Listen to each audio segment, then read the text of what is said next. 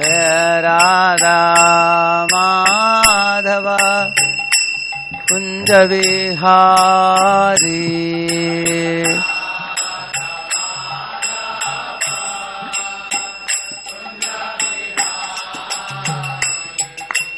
राधा माधव कुंज विहारी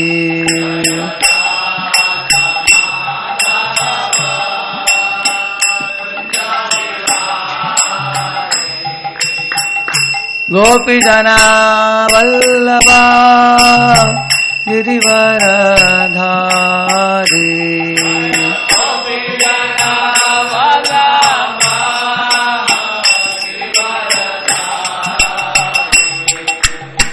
गोपी जना वल्लभा गिरिवरधारी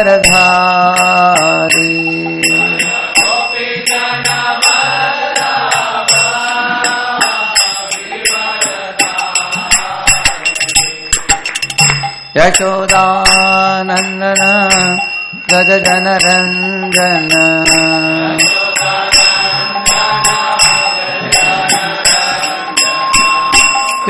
यशोदानंदन व्रज जनरंजन यमुना तीरावन चारी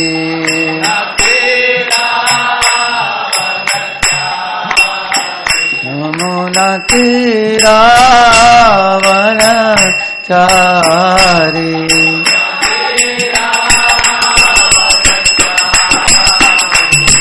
जय राधा माधवा कुंज विहारी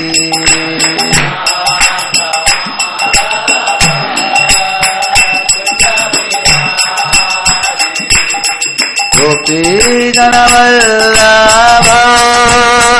गिरिवरधारी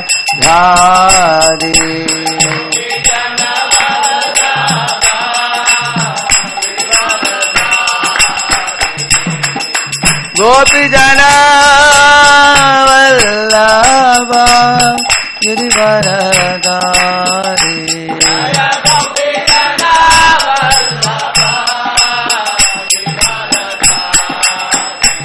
यशोदानंदन व्रज जनरंजन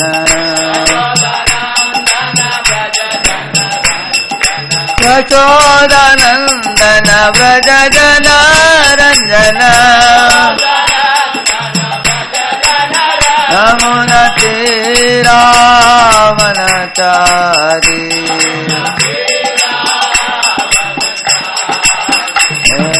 राधा माधव कुंज विहारी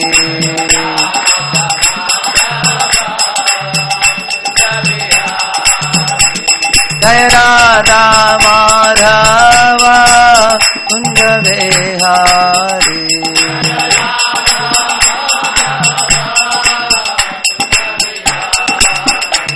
जय राधा माधव कुंज विहारी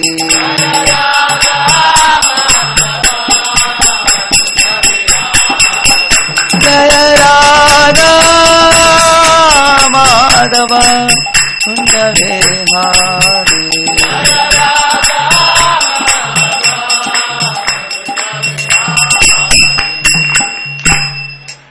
एवं श्रीपाद परम सुराजगाचार्य अष्टोत्तर श्रीमती शिवांग्रेस अभय चरणारविंद भक्ति वेदांत स्वामी श्रील प्रभुपाद की अनंत कोटि वैष्णव वृंद की अनंतरा श्रीमद् भागवतम की all glories to assembled devotees, all glories to assembled devotees, all glories to assembled devotees, all glories, all glories, all glories to Shri Guru and Shri Gauranga.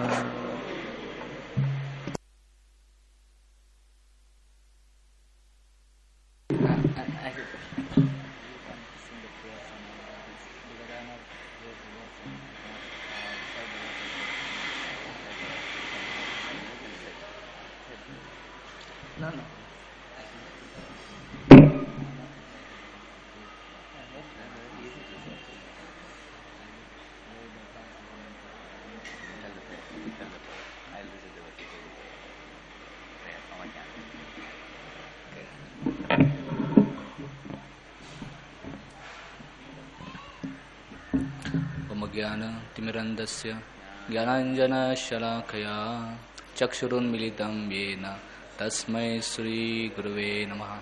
श्रीचैतन्यमनोभीष्टं स्थापितं येन भूतले स्वयं रूप कदा मह्यं ददाति स्वपदान्तिकं। वन्देऽहं श्रीगुरो श्रीयुतापदकमलं श्रीगुरून् वैष्णवांश्च श्रीरूपां सागरजातां सहगण रघुनाथान्वितं तं सजीवं साद्वैतं सावधूतं परिजनसहितं कृष्ण चैतन्यदेवं श्रीराधा कृष्णपदान् सहगण ललिता श्रीविशाखान्वितांश्च। नमः ओं विष्णुपदाय कृष्णपृष्ठाय भूतले श्रीमते भक्तिवेदांत स्वामी निधि नामिने। नमस्ते सरस्वती देवे गौरवाणी प्रचारिणे निर्विशेष शून्यवादी पाश्चात्य देशतारिणे। नमो महावदन्याय कृष्ण प्रेम पदायते कृष्णाय कृष्ण चैतन्य नामिने गौरतुषे नमः। हे कृष्णा करुणा सिंधु दीनबंधु जगत्पते गोपेश गोपिका कांत राधा कांत नमस्तुते। तप्त कांचन गौरांगी श्री राधे वृंदावनेश्वरी जबानुसुते देवी प्रणमामि हरिप्रिये। वाञ्छाकल्पतरुभ्यस्य कृपा सिन्धुभ्येव च पतितानां पावनेभ्यो वैष्णवेभ्यो नमो नमः। जय श्री कृष्ण चैतन्य प्रभु नित्यानंद श्री अद्वैत गदाधर श्रीवासदि गौर भक्तवृंद। हरे कृष्णा कृष्णा कृष्णा हरे हरे हरे राम राम राम हरे हरे।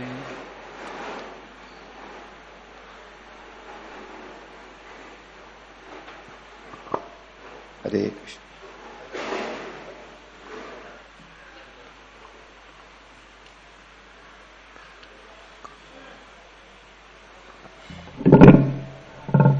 हरे कृष्ण।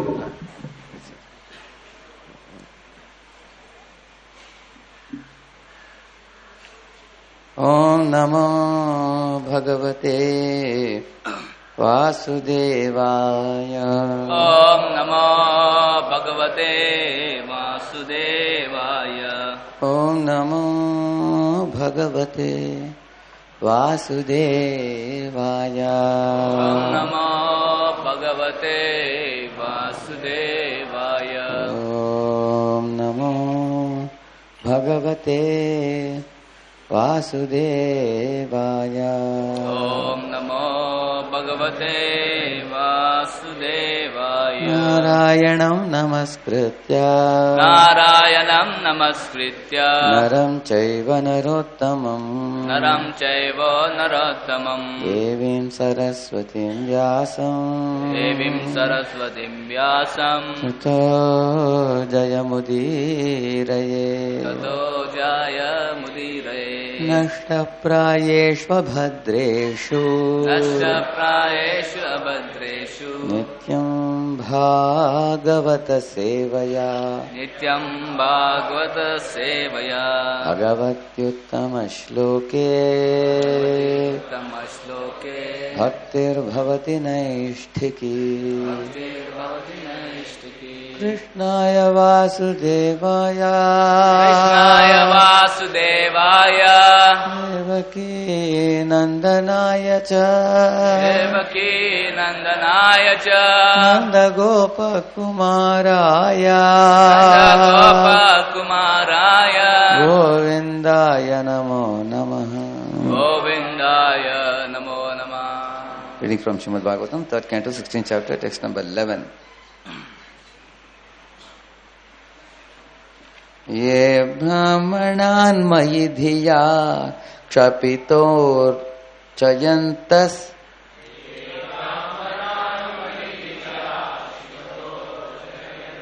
तुष्यद्रद स्मितसुदोक्षितपद्मवक्त्राः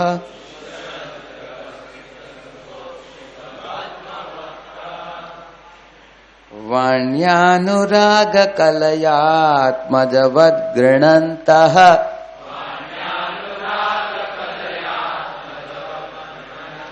सम्बोधयन्त्यहमिव हमुपाहृतस्तैः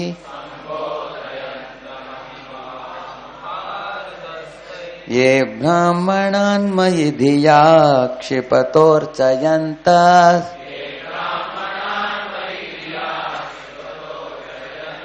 तुष्यद्रुध स्मितसुधोक्षितपद्मवक्त्राः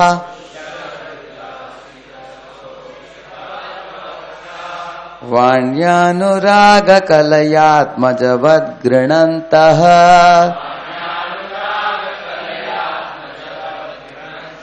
सम्बोधयन्त्यहमिवाहमुपाहृतस्तैः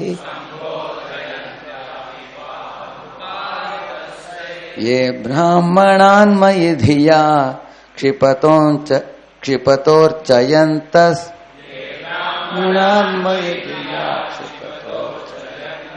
तुष्यद्रुध स्मितसुधोक्षितपद्मवक्त्राः वाण्यानुरागकलयात्मजवद्गृणन्तः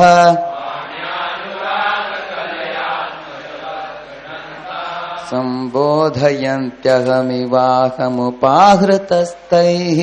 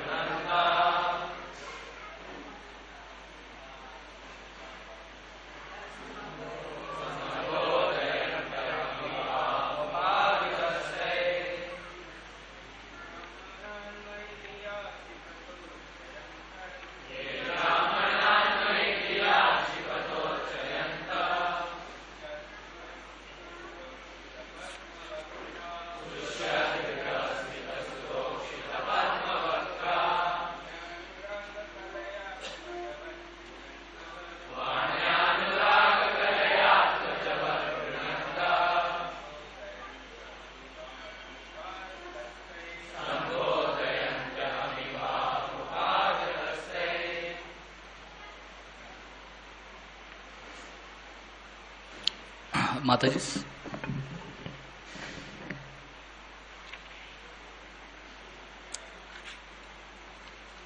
ये क्लास का हिंदी में अनुवाद मंदिर में हो रहा है।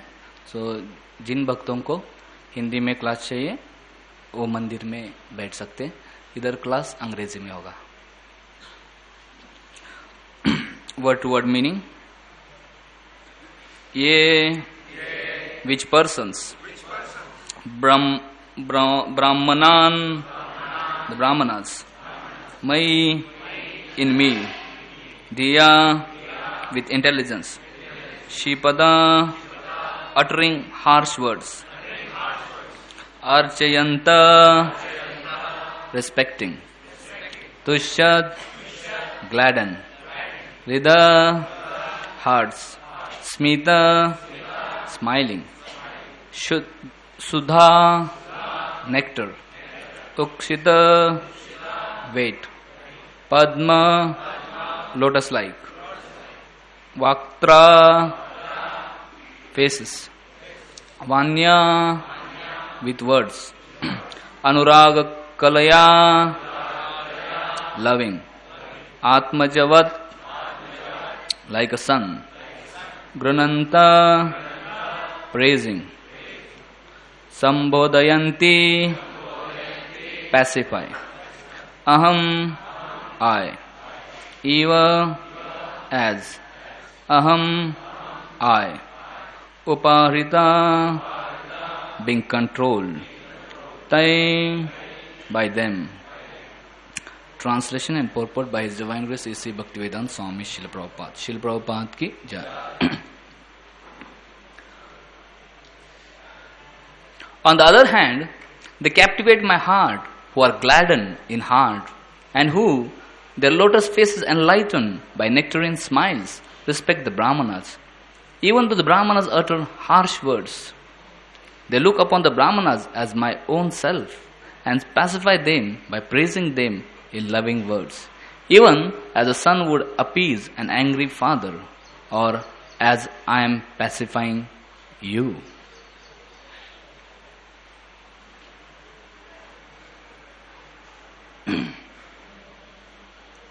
It has been observed in many instances in the Vedic scriptures that when the Brahmanas or Vaishnavas curse someone in an angry mood, the person who is cursed does not take it upon himself to treat the Brahmanas or Vaishnavas in the same way. There are many examples of this. For instance, the sons of Kuvera, when cursed by the great sage Narada, did not seek revenge in the same harsh way, but submitted. Here also, when Jay and Vijay were cursed by the four Kumaras, they did not become harsh towards them. Rather, they submitted.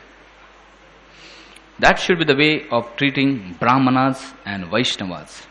One may sometimes be faced with a grievous situation created by a Brahmana, but instead of meeting him with a similar mood, one should try to pacify him with a smiling face and mild treatment. Brahmanas and Vaishnavas should be accepted as earthly representatives of Narayan. Nowadays, some foolish persons have manufactured the term Daridra Narayan, indicating that a poor man should be accepted as the representative of Narayan. But in Vedic literatures, we do not find that poor men should be treated as representative of Narayan. Of course, those who are unprotected are mentioned here, but the definition of this phrase is clear from the Shastra. The poor man should not be unprotected, but the Brahmana should be especially be treated as the representative of Narayan and should be worshipped like him. It is specifically said that to pacify the Brahmanas, one's face should be lotus-like. A lotus-like face is exhibited when one is adorned with love and affection. In this respect, the example of fathers being angry at the son and sons trying to pacify the father with smiling and sweet words is very appropriate.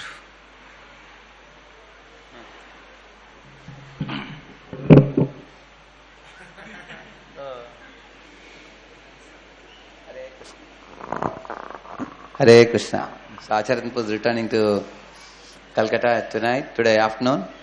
So I thought it is a nice opportunity for all of us to hear also from him, because ever since he went to Calcutta, you rarely get to see him. He was there for the 3-day camp, and I thought because tomorrow he's going to spend his day in Chapati, then he's going ahead to Calcutta. So I requested him, we would like to hear from you, because he took up the Calcutta temple and to great heights within a very short time there, and he's very famous for tolerance and patience and humility, and he has very deep realizations. That's why I wanted to hear from him also. Hari Bol! If any one of you are asked to come and sit here and give class, how will you feel? You'll feel like Haribol? So, I feel actually extremely unqualified to sit here. Like sometimes a crow may sit on a Garuda Stamba. Doesn't mean that he becomes like a Garuda. Similarly, I'm feeling like a crow sitting here. So I seek all of your blessings. so I can speak whatever I have heard from senior Vaishnavas for my own purification. In one way, I am very nervous sitting here. At the other side also, I am also happy to see all of you. And also I am very happy that Raj Shampu is here, so in case I speak anything wrong, he can rectify and he will go in a proper... there is no danger for you. This is the...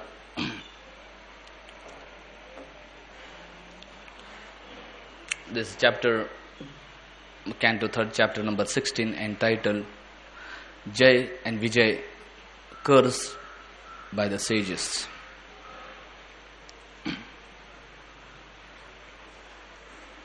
So all of you can repeat this translation after me. This is Supreme Personality of Godhead, Lord Vishnu, speaking to 4 Kumaras. On the other hand, they captivate my heart, who are gladdened in heart, and who their lotus faces enlighten by nectarian smiles, respect the Brahmanas, even though the Brahmanas utter harsh words. They look upon the Brahmanas as my own self and pacify them by praising them in loving words, even as a son would appease an angry father, or as I am pacifying you.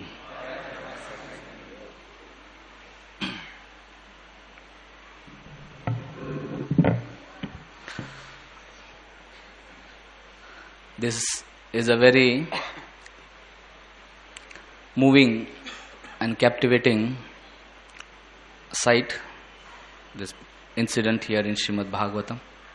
Radha Gopinath Prabhu says that one should be captivated by the description of spiritual world.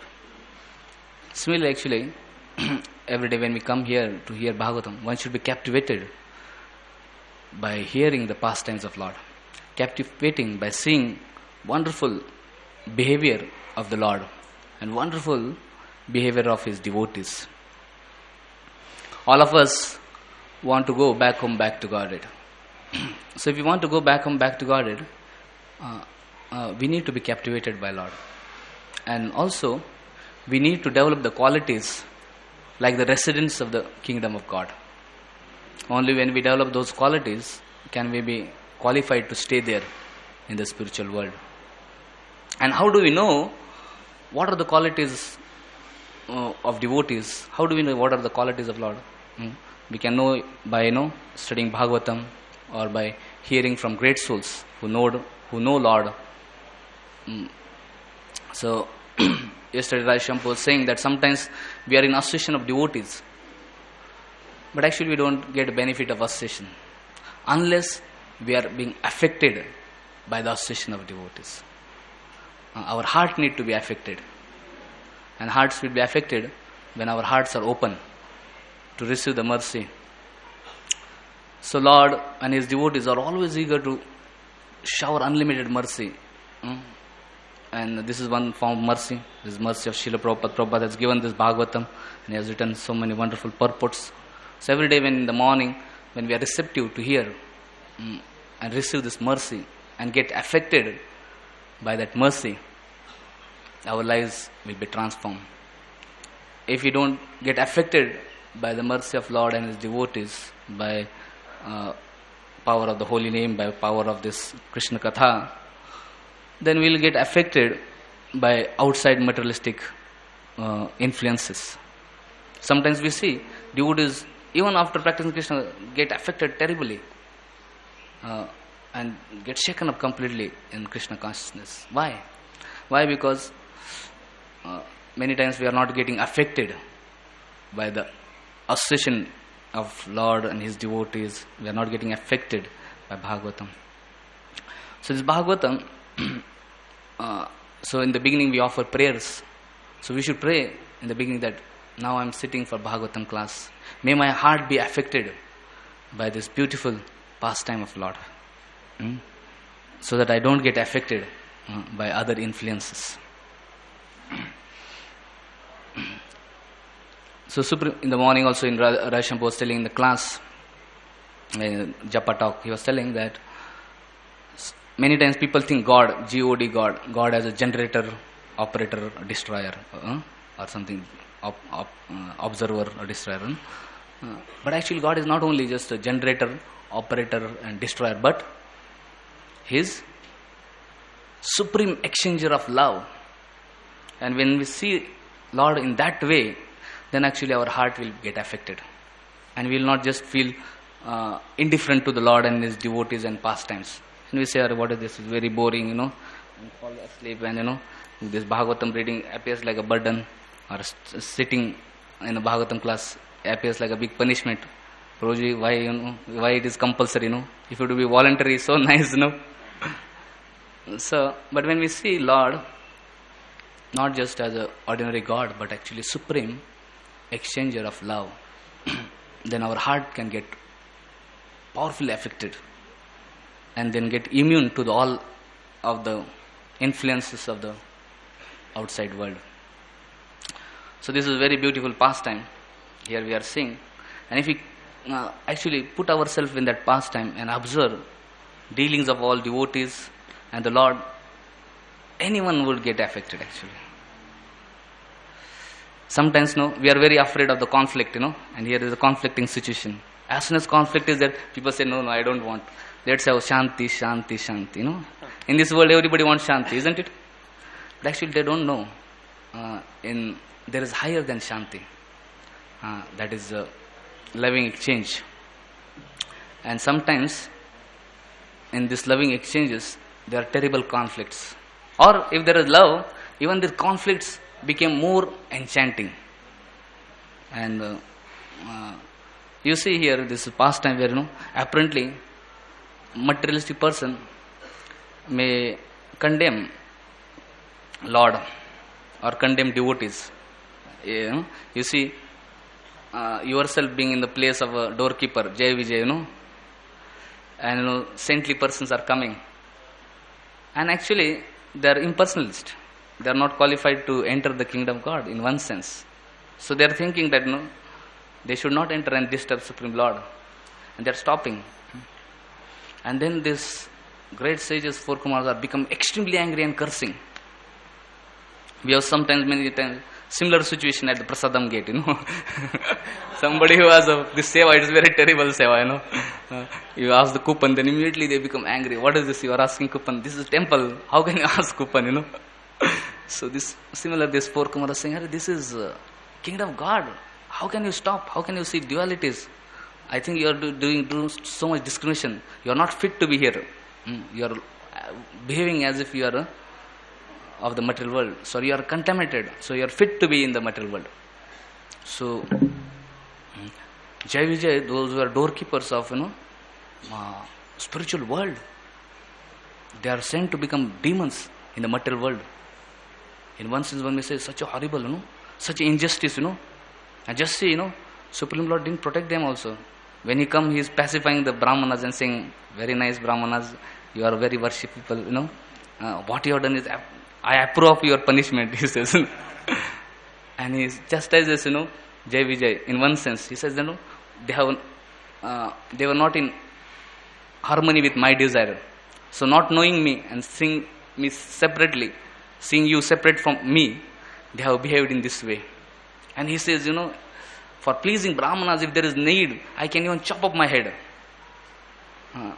So, if a materialistic person feels in this situation, he is serving, Lord, and Lord is chastising him only, and worshipping Brahmanas, he will get very upset, isn't it? He will say, what is this? इतना सेवा किया और फिर भी हमको ही डांट रहे, सेवा करो और फिर उसके बाद डांट भी खाओ, What is this? Such injustice, How can you behave? First, just see these 4 Kumaras. They are not qualified. They are just impersonalists. They are not fit to, instead of chastising them and sending them away. What is, you are chastising me? So I quit from job now. Hari bol. Thank you very much. So generally, this is a attitude of a materialistic person. Uh, Whenever he chastised or found fault, immediately one becomes actually angry. But actually we see this JVJ, what was their reaction? JVJ were not actually disturbed. Rather, in the end we see that they are begging forgiveness. And actually if we analyze, actually that this is a great mercy of Lord on them. You can see from other perspective. Imagine JVJ, their services may be in Shantaras or Dasyaras, and they are a servant, But Lord actually is, as we say, Lord is supreme exchange of love. He wants to respect devotees and intensify the relationship and shower unlimited love and captivate the hearts of devotees. So, okay, JVJ every day are standing at the gate, receiving some people, sending off some people and all this thing. So, it's also wonderful service. Actually, every service of Lord is completely satisfying service. But spiritual world means everything is always increasing. Nothing is stagnant. That is nature of spiritual life. Spiritual life never constant. It's always increasing. We can see in our life, are we practicing Krishna consciousness? If in our heart, our appreciation for devotees is increasing, our appreciation for the service is increasing, appreciation for holy name is increasing, and we are feeling more and more indebted, grateful, that means we are going on in spiritual life nicely. But if things are not increasing, that means that is not spiritual life. And if things are decreasing, that means it's material life. Material life, we see things start degrading all the time. Now we have this material body. As time passes, body start disintegrating, degrading, all these things. Similar relationship. In the beginning there is some attraction, and then when one materialist people stay together, then familiarity breeds contempt. So that is material life. Whereas spiritual thing means familiarity breeds love. And more we relate with each other, more it becomes intensified. So, being a gatekeeper is also wonderful and very satisfying seva. But Krishna is arranging in such a way that he's sending these gatekeepers, or rather he's taking them with him for a preaching tour, Imagine gatekeepers are taken for a preaching tour, and where they have to act in a drama with their master. It's so enlivening. Imagine you are in that place, your worshipable Lord, or he takes you for a preaching tour, and then you have to act in a drama, for drama purpose, you fight, you wrestle, and it's, here we see Jai later on become, what they began? Hiranyakashipu, and they are fighting with Lord. And actually in Veerarasa, the joy which is there is much more joy than, just standing as a gatekeeper. In gatekeeper also one is satisfied, but when you fight with Lord with, that Veerarasa, it's more enchanting, more exchange. So in one sense actually here Lord is relating, every relation of Lord enhances the love of his devotees. And in this way Lord captivates devotees. Already JVJ are completely captivated and sold out servants to Vishnu. But after this pastime, now imagine they are back in the Vaikuntha. How they may be feeling, Just by remembering this pastime of how they fought with Lord. They will be overwhelmed. Oh, so nice. My master is so loving. He is going out of his way and putting me in such situation, and he is coming out of way and interacting with me. Actually, Lord doesn't, one may think, Lord doesn't have to interact with me. But Lord is so personal with everyone. He goes out of way and interacts with them to give them higher experience, higher bliss. So, similarly we see 4 Kumaras. One may say, actually 4 Kumaras also, they cursed. And later on they started repenting, especially after the Lord says that, actually Lord is, you can just observe his behavior. Lord is glorifying Brahmanas.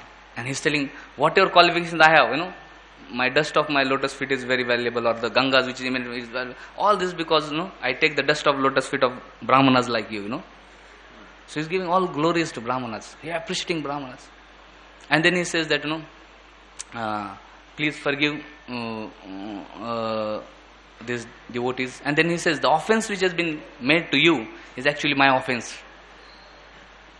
So he owns the responsibility. He not only actually tells that JVD act indirectly, later on we see that, he's saying it is Actually, it is my offense. So in one sense, I have committed offense to you. And not only says that I have committed, he is here in this verse today is saying that I am trying to pacify you, saying it. Like a son is trying to pacify father.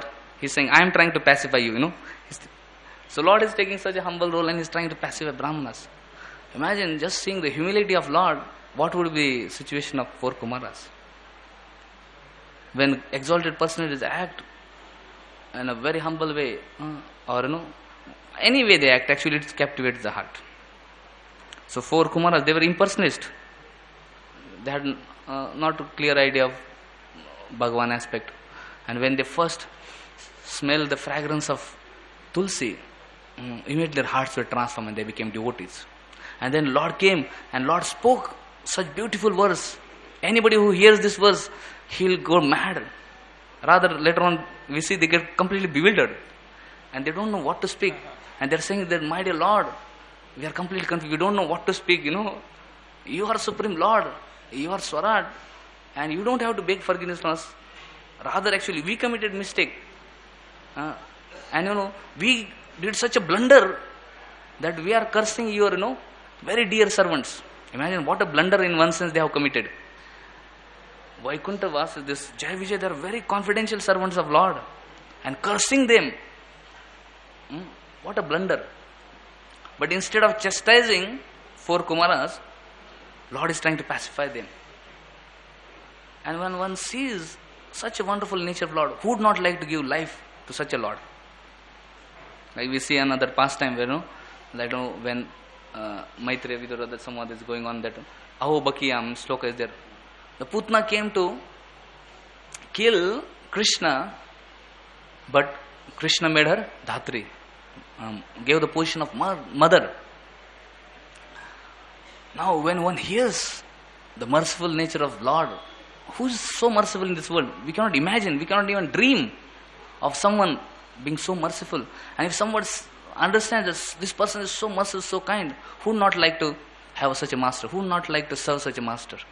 Similarly, these 4 Kumaras, when they saw the humility of Lord and they saw the way he was very affectionately dealing with these 4 Kumaras and trying to pacify them, they were completely conquered. And they started saying, my dear Lord, we have committed offense, so we don't mind going to hell also. But only thing is, please always engage us in your service. So this is devotee being overwhelmed and captivated by affection of Lord, he doesn't mind doing any service, doesn't mind going anywhere. But what he minds is not engage in his Lord's service. So actually greatest punishment in one sense is actually to not have any service. To go to hell also is not a punishment in one sense, if we have some service to Lord. So we see 4 Kumaras, they realized their mistake and they beg forgiveness from Lord, and they were ready for the punishment. They didn't try to justify. Generally, when we understand our mistake, instead of accepting it, our tendency to justify. In both the cases, actually, this is devotee's behavior. In both the cases, you see, Jai Vijay and 4 Kumaras, both of them never justified their. When Lord came, both of them accepted their mistake. We can learn from this. Actually, sometimes there may be conflict among us, but at least when superiors come, we should admit our mistake. Sometimes in front of superior also we try to justify, and then it becomes very ugly. And it pains our heart, and more than that, it pains heart of superior. They feel so sorry, such a foolish guy, Instead of just accepting and rectifying all matter, he's trying to justify himself. So unfortunate. Ideally, whenever there is conflict, a devotee means he looks within himself and tries to find his own fault. That is the Vaishnava. Vaishnava never sees faults of others. He finds faults with himself. This is the definition of humility. Humility means to appreciate others and to find fault with oneself. So whenever there conflict is there, actually there cannot be conflict if devotee is humble. There cannot be conflict with a humble devotee. But somehow or other, because we don't have humility, if there is conflict with a Vaishnava devotee, immediately one should try to be humble and try to find out one's fault and appreciate other Vaishnava. Immediately the conflict is resolved. Once Radhanath Maharaj was saying that, whenever there is conflict, Krishna takes the side of humble devotee. Now you decide whether you want to be humble or proud. Whether what you want. You want Krishna or you want to prove your point, If you want to prove your point, fine, but you will not get Krishna. So when there is conflict, better be humble. Bhakti Charu Maharaj had come to Calcutta. He was having meeting with us. He was saying that, that when one there is no loss in being humble. Don't be afraid that if you be humble, devotee will stamp on you or Krishna will stamp on you, everybody will take advantage. Actually, he said this is just an imaginary fear created by false ego to defend false ego. False ego wants to defend himself. But actually there is no loss. Rather, if we become humble, we will only gain. And the greatest thing which we will gain is the mercy of Lord, the affection of Lord, love of Lord. We see when there is conflict between Pruthu and Indra, Pruthu took a humble role, and immediately Brahma was so pleased, Supreme Lord Vishnu was so pleased, he came there. So Indra may have got the credit that he is 100 Ashwamedha sacrifice performer. But who received the mercy? Pruthu Maharaj. So we have to see in our life what we want. We want mercy of Krishna, we want Krishna, or we want something else. If we want something else, we may get that, but we will not get Krishna. So here we see both the devotees, Jai Vijay, they are taking humble role and they are saying, my dear Lord, we have done a big mistake. Please forgive us. And not only that, they said, we are ready for any punishment. And then they are saying that, only please bless that we don't forget you. So Jai Vijay are saying that, please, we want to always remember you. Always remember Krishna, never forget Krishna. And if you always remember Krishna, you never forget, you are always in spiritual world. You are not in material world. Externally people may think, some foolish people may think, oh, he is in material world. But actually, no, one is not in spiritual material world. Because he is where his mind is. If his mind is always at lotus feet of Krishna, he is always at lotus feet of Krishna. He is always in spiritual world. So here Jai Vijay, they are taking a very humble role. They are accepting their mistake. And they are praying that they always remember Krishna. And similarly, 4 Kumaras, they are also, accepting their mistakes. They are ready for the punishment. And also they are begging that, please engage us in service.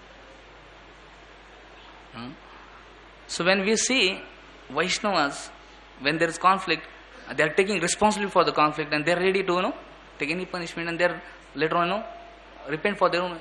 It's a very amazing, pleasing sight. Either mutually they do, or if not possible, many times it's not possible. So at least when superior come, in front of superior, sometimes in front of equal it is difficult to take a humble role, but at least when superiors come, we can take a humble role. Here Vishnu is coming, immediately both are humbling themselves. And actually, if you see more deeply, why both are humbling themselves? Because Lord is himself becoming humble. Actually, everybody follows the superior. This is the nature of the law. Law of the nature. We see, Supreme Lord is very humble himself.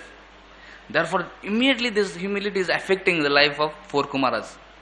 And it is also affecting, and everybody is taking humble role. And when in this way, in say, everybody is owning responsibility, and everybody is appreciating others.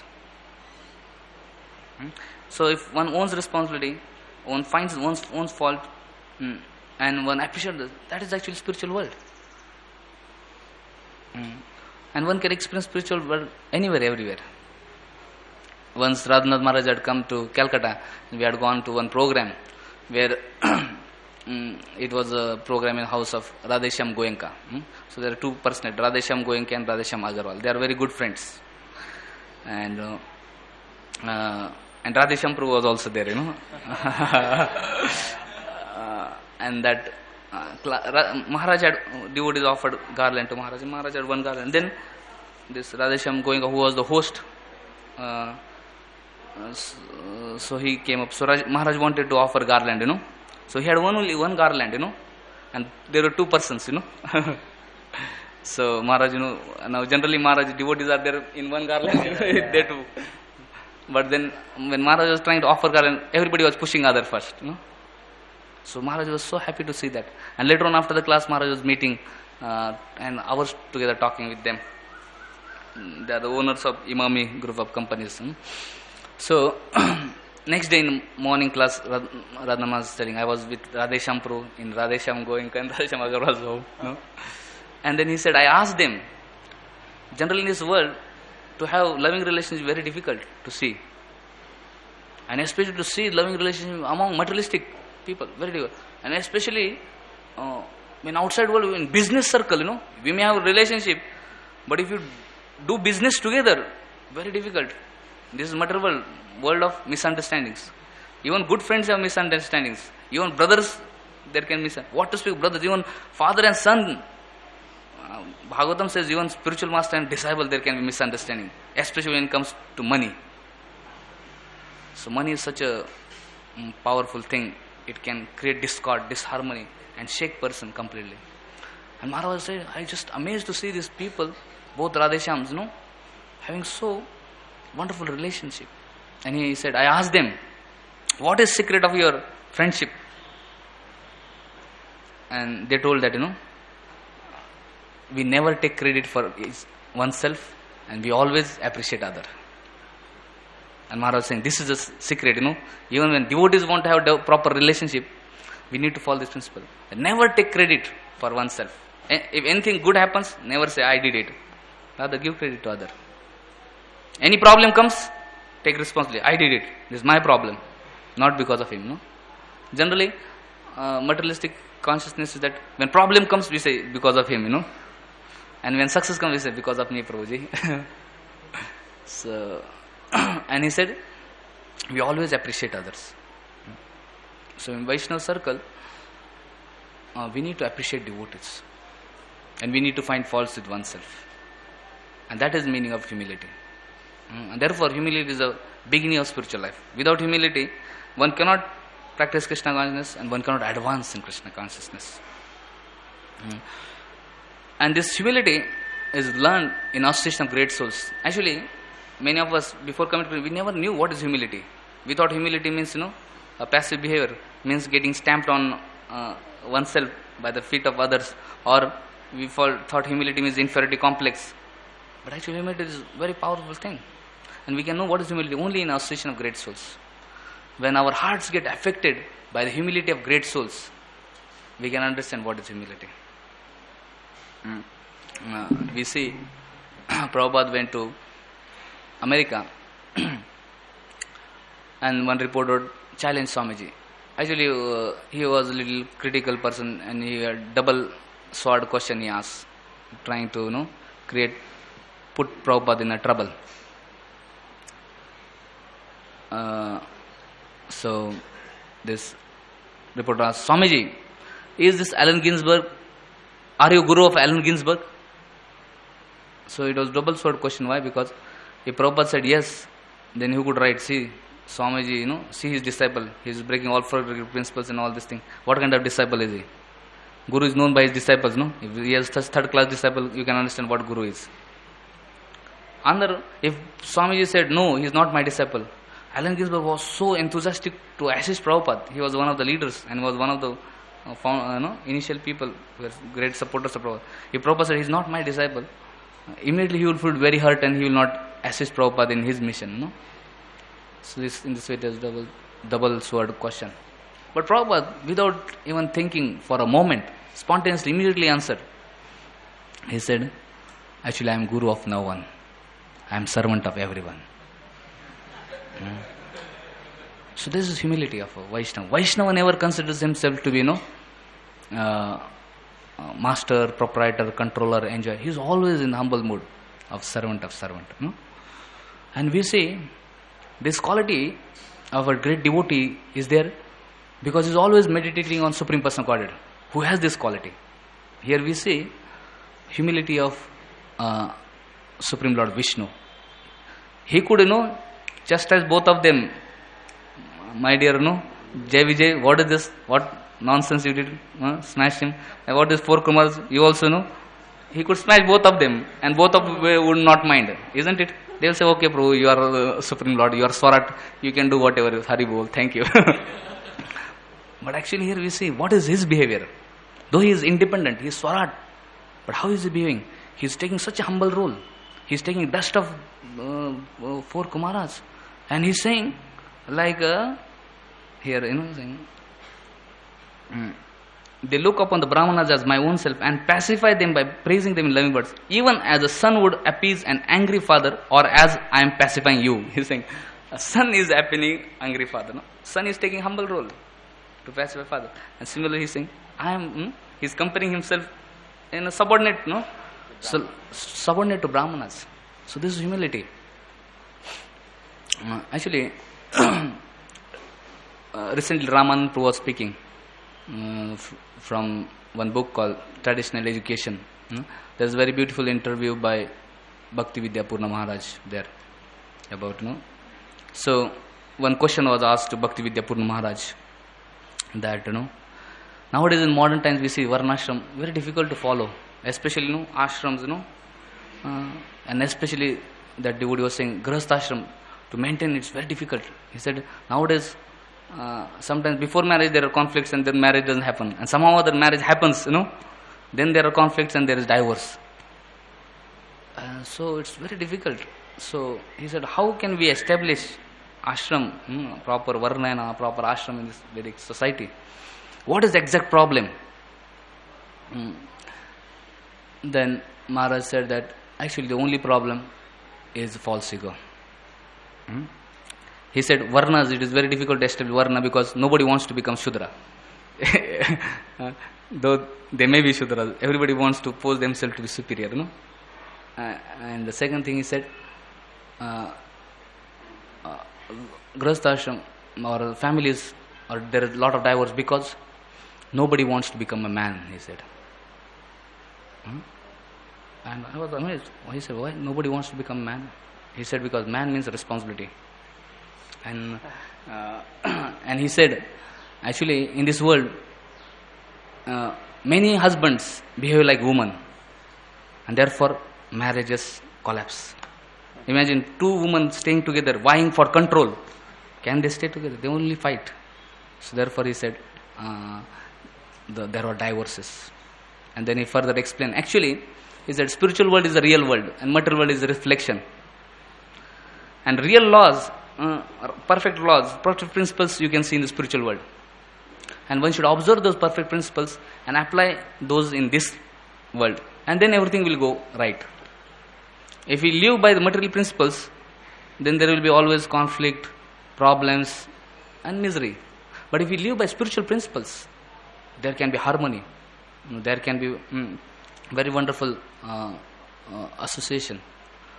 So he was explaining, actually in this world, in material world, people, some are in male body, some are in female body.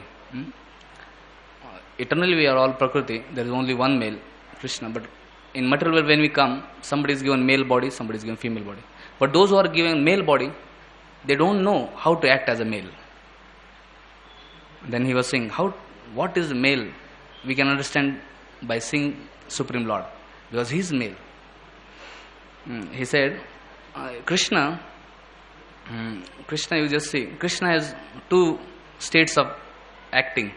One state is Atmaram state. Actually, our Lord is complete and perfect. He doesn't need anyone and everyone. He is completely satisfied. So in Atmaran stage, he can be in yoga nidra and peaceful, He doesn't need anyone. And we see in Vishnu, Mother Lakshmi is there massaging feet, but without help of Mother Lakshmi, Vishnu gives birth to Brahma. So in Vishnu is completely independent, Swarat. That is male, first thing. He is completely self-satisfied, Atma Ram. But yet, he said, Lord, he expands himself and he relates with devotees. And when he relates with devotees, that is called Leela.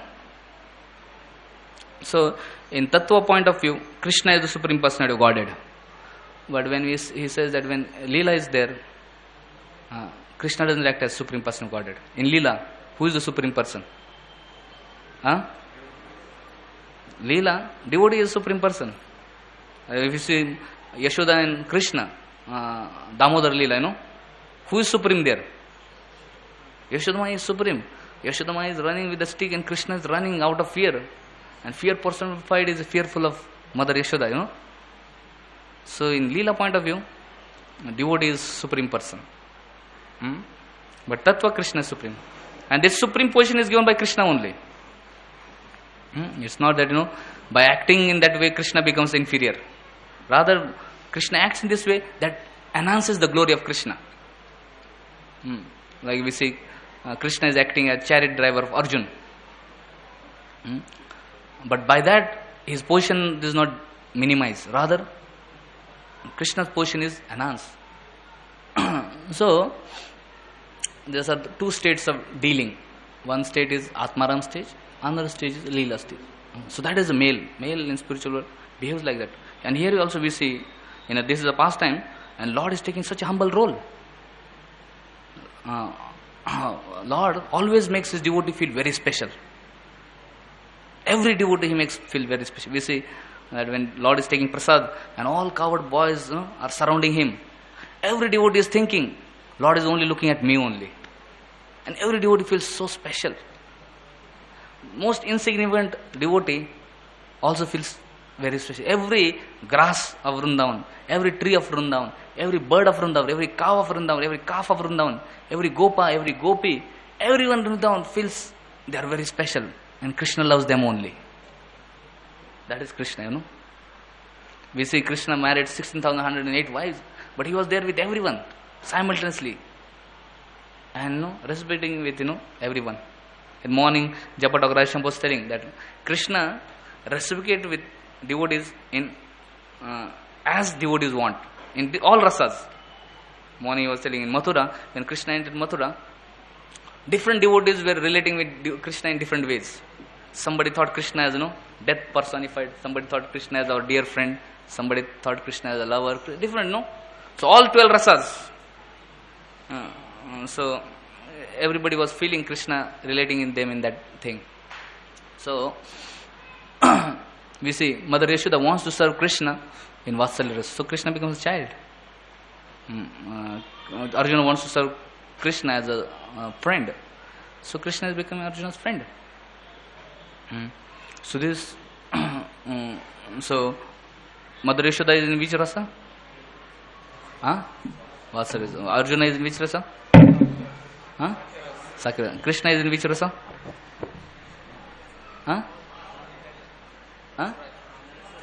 So Krishna is not in any rasa. Krishna is Rasaraj. He is source of all rasa. And he relates with every devotee in a way they want. He doesn't deal with devotees in a way he wants. He is very sensitive to every person. That is male. Purush, very sensitive. And deals in their terms. Like Mother Yashoda dresses Krishna, and then Krishna is going out for herding cows in the morning. As soon as Krishna goes little out of home, immediately Mother Yashoda calls Krishna. That, my dear Krishna, please come. Maybe I have not put turban properly. I want to little bit, decorative nicely. And then Krishna comes back. He doesn't say, Mama, what is this? Forget, now I am getting late. All his friends are waiting there. So all cows are waiting, and he is getting late. But yet, Mother, she is calling Krishna out of love and affection, so he goes back. Then again, Yashoda puts very nice turban, and then he goes. Again, when Krishna goes, again she calls, my dear Krishna, please come. Kana, please come. I think this your dhotis need to be properly tugged in, And then again she more decorates Krishna, and then again goes. Again he goes. Again Mother Yashoda calls, Kana, please come. I think I need to wear some special necklace. Today is a special day. This necklace. And then again Krishna goes. And again she says, please come, Kana. I forgot to put little, kajal. This, So maybe or little black dot, no nazar na lag jaye kisi ki, So actually, you see, Krishna is Swarat. He is independent. He doesn't have to, he can just do what he wants. He can say, forget it now, enough now, I will go, But he doesn't get, irritated by all these things. Imagine, He deals with his devotees in a way they want, and he respects with their love and affection. So it is said every day Krishna takes 45 minutes to leave home like this. After everything is done, 45 minutes just going. Every day pastime. Similarly, he deals with every devotee like that, He's all covered friends. It's not that, every devotee is transcendental. And they have their own way of... and Krishna deals with everyone and he satisfies everyone to perfection. And that perfection keeps on increasing. Spiritual, nothing stagnant. Therefore it is said, Anandam Buddhi Vardhanam. Earlier when I read, I was wondering, ocean of happiness, this is very difficult to conceive. Inconceivable, But ocean of happiness which is ever increasing. Can you imagine? It's ever increasing because Lord is so powerful and the way He deals. And actually, so this is the nature of Lord. He deals with devotees in their terms. And that is actually Purusha. So when one comes to the material world, some Prakriti are given a male form and they are expected to act as a Purush. Actually, it's a very difficult job. To act as Prakriti is easier. Because that is natural constitutional position. To be a servant, just be subordinate. To be a subordinate is the easier task. Because that is our eternal constitution. But to take a role of authority, to take a role of superior, to take a role of a husband, to take a role of male, very difficult. Because in one sense it is artificial. But if you have to take a role, one needs training. And with no training, one cannot take that role. And what is that training? That training is training in Brahmacharya ashram. In Vedic life, every boy at the age of 5 was sent in Gurukula and was trained in principles Brahmacharya. Was trained in Vedic literature, trained in devotional service.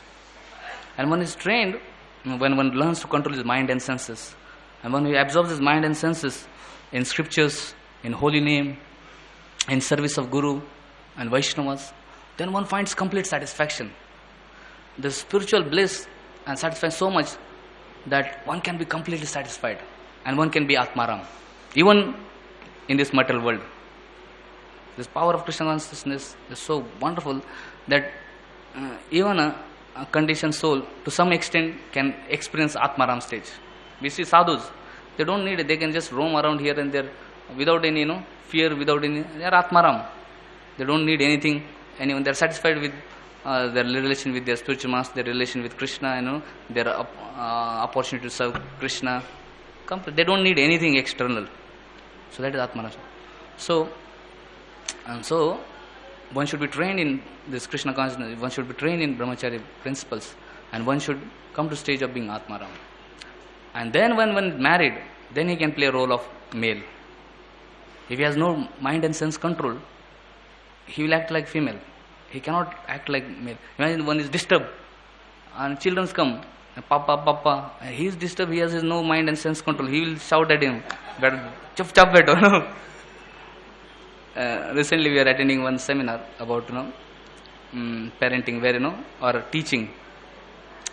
They were done research. Why most of the time, why the teachers or parents punish their children? What are the reasons they punish?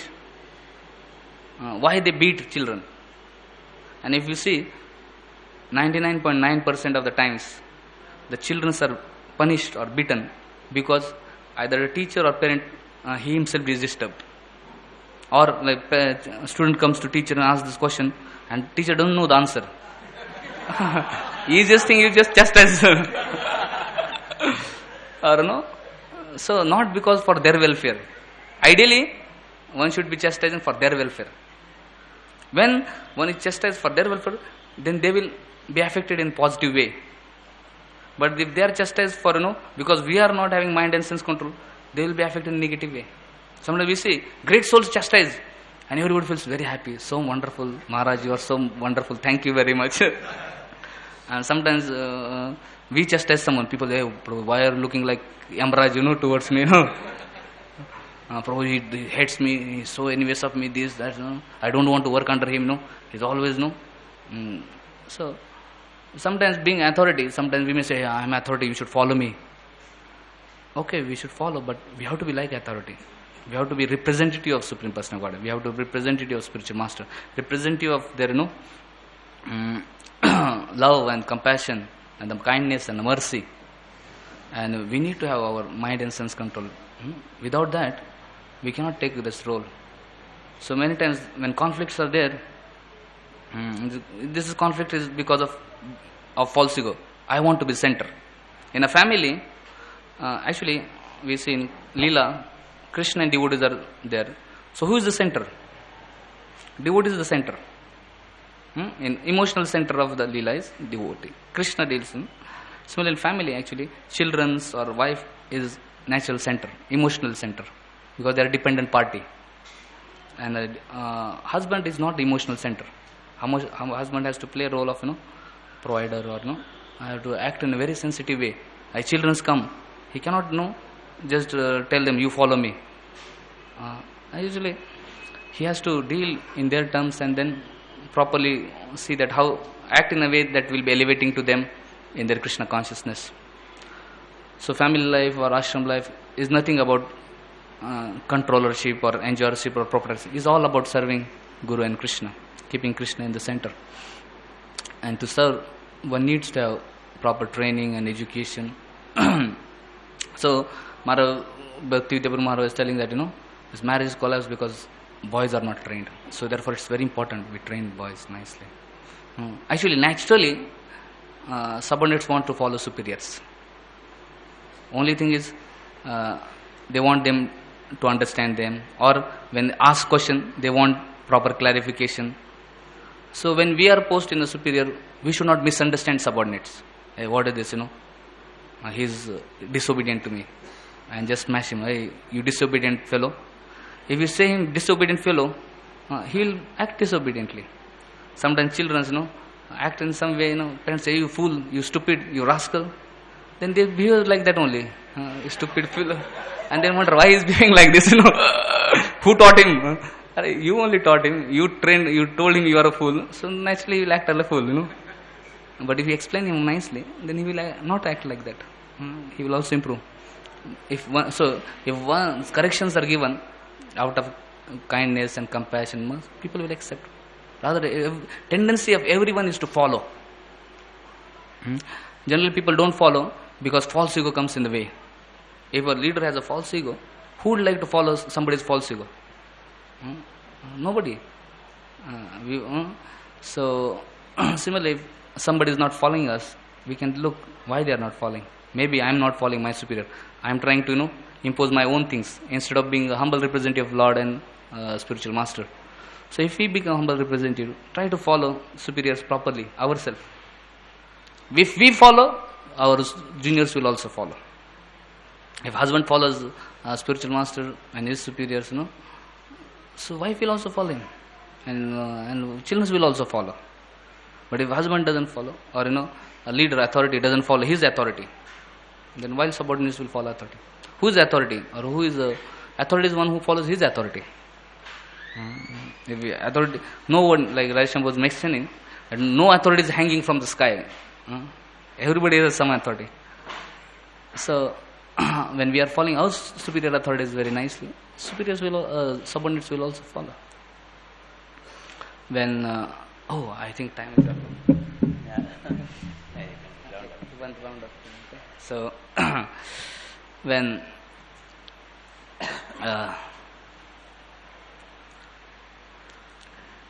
I was sent to Calcutta, I was thinking I am the authority there,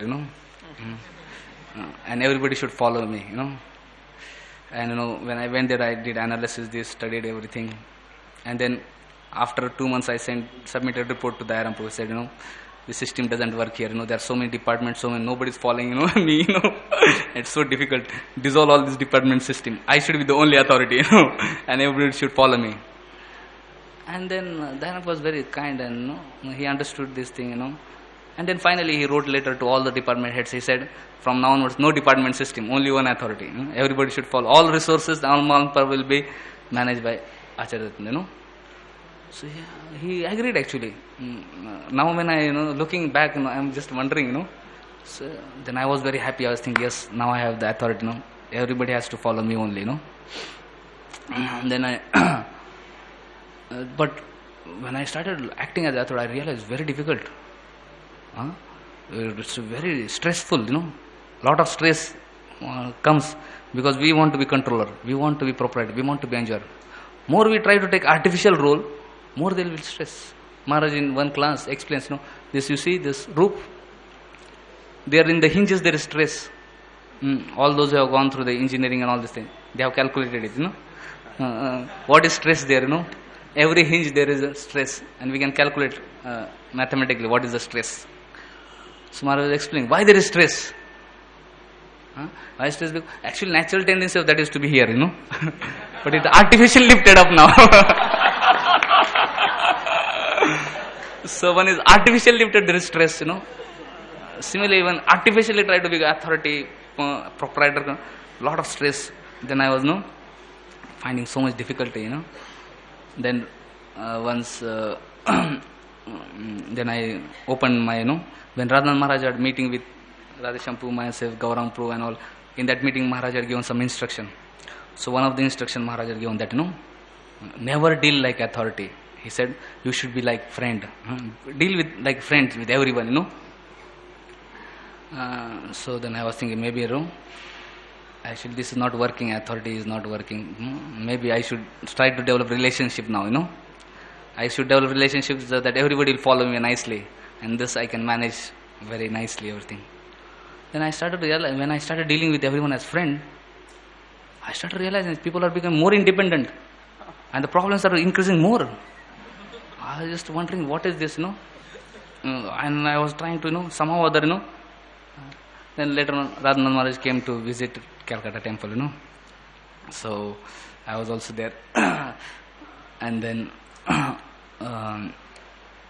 Maharaj wanted to go around the temple, so I took him around. And then I also, on the way, we met many devotees. So I was introducing devotees. So one of the devotees I met, I said, Maharaj, he's the in charge of so-and-so department and he's doing so nicely. And I said, he's so nicely cooperating with me. Actually, he was not cooperating with me. He was cooperating, but not the way, he was trying his best to cooperate. But I was in my heart thinking that he's not cooperating, He's doing better than what he was doing. But actually, he needs to cooperate more, That was my thinking, But yet, he was doing better than what he was earlier, So, when Maharaj came then, I introduced, he's doing so nicely. And I said, Maharaj, he's so nicely cooperating with me. As soon as Maharaj heard that he's cooperating, he looked at me. And I was like, this thing. And then Maharaj asked, is he cooperating with you or are we serving him? Immediately I understood that I have this mentality that I want to be controller, proprietor, enjoyer, this, Everybody want to be authority, everybody should follow me.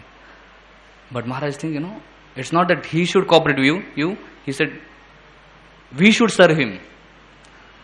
Actually, I was just very inspired by two things. One thing is, he said, we should not expect others to cooperate. Rather, we should understand we are the servants. Our constitutional position, whatever roles we may play, our constitutional duties, we are servants. So he said, and secondly, he didn't say, you should serve. He didn't say, Actually, is he cooperating with you or are you serving him? He didn't say like that. He said, is he cooperating with you or are we serving him? So, in one way he corrected me that I should be in proper consciousness. I should be in mood of servant, not in mood of authority. And not only that, I didn't feel the pinch because he himself included, He said, we should be serving. I felt so nice, I am, Maharaj, I am getting opportunity to assist Maharaj, So, the way, and then he was appreciating that other devotee so similar, like, here what he's saying, like, Lord Vishnu is appreciating for Kumar, so nice thing. So, similarly, I could say, Maharaj was appreciating that other devotee so much. And then he was telling me how we should be serving him. Then I understood actually, this, ideally, if we really want to serve, we need to cultivate this humble mood of servant. And who is the authority? Who is always in mood of servant. And as a servant, sometimes as service requires, we can take a role of friend, if that is what demands. Or if service requires, we can take a role of authority. if that is what is required in the service. And that is what actually exactly Krishna does. Krishna is always in humble mood of servant, every situation. And he takes different roles in order to serve devotees, encourage devotees. And similarly, we see all the great devotees also. Actually, whatever you meditate on, whatever you think about, whomever you serve, you develop those qualities. So great devotees, they are always serving Krishna. So they have also these qualities of Krishna. And we see Prabhupada also. When he went to America, he was not thinking, I am a great Acharya, worldwide Acharya, trying to establish the international movement. I have come to prove the prediction of the Supreme Lord. I am the chosen one. He was not thinking like that. What was his mood? He was very humble. He was a humble servant.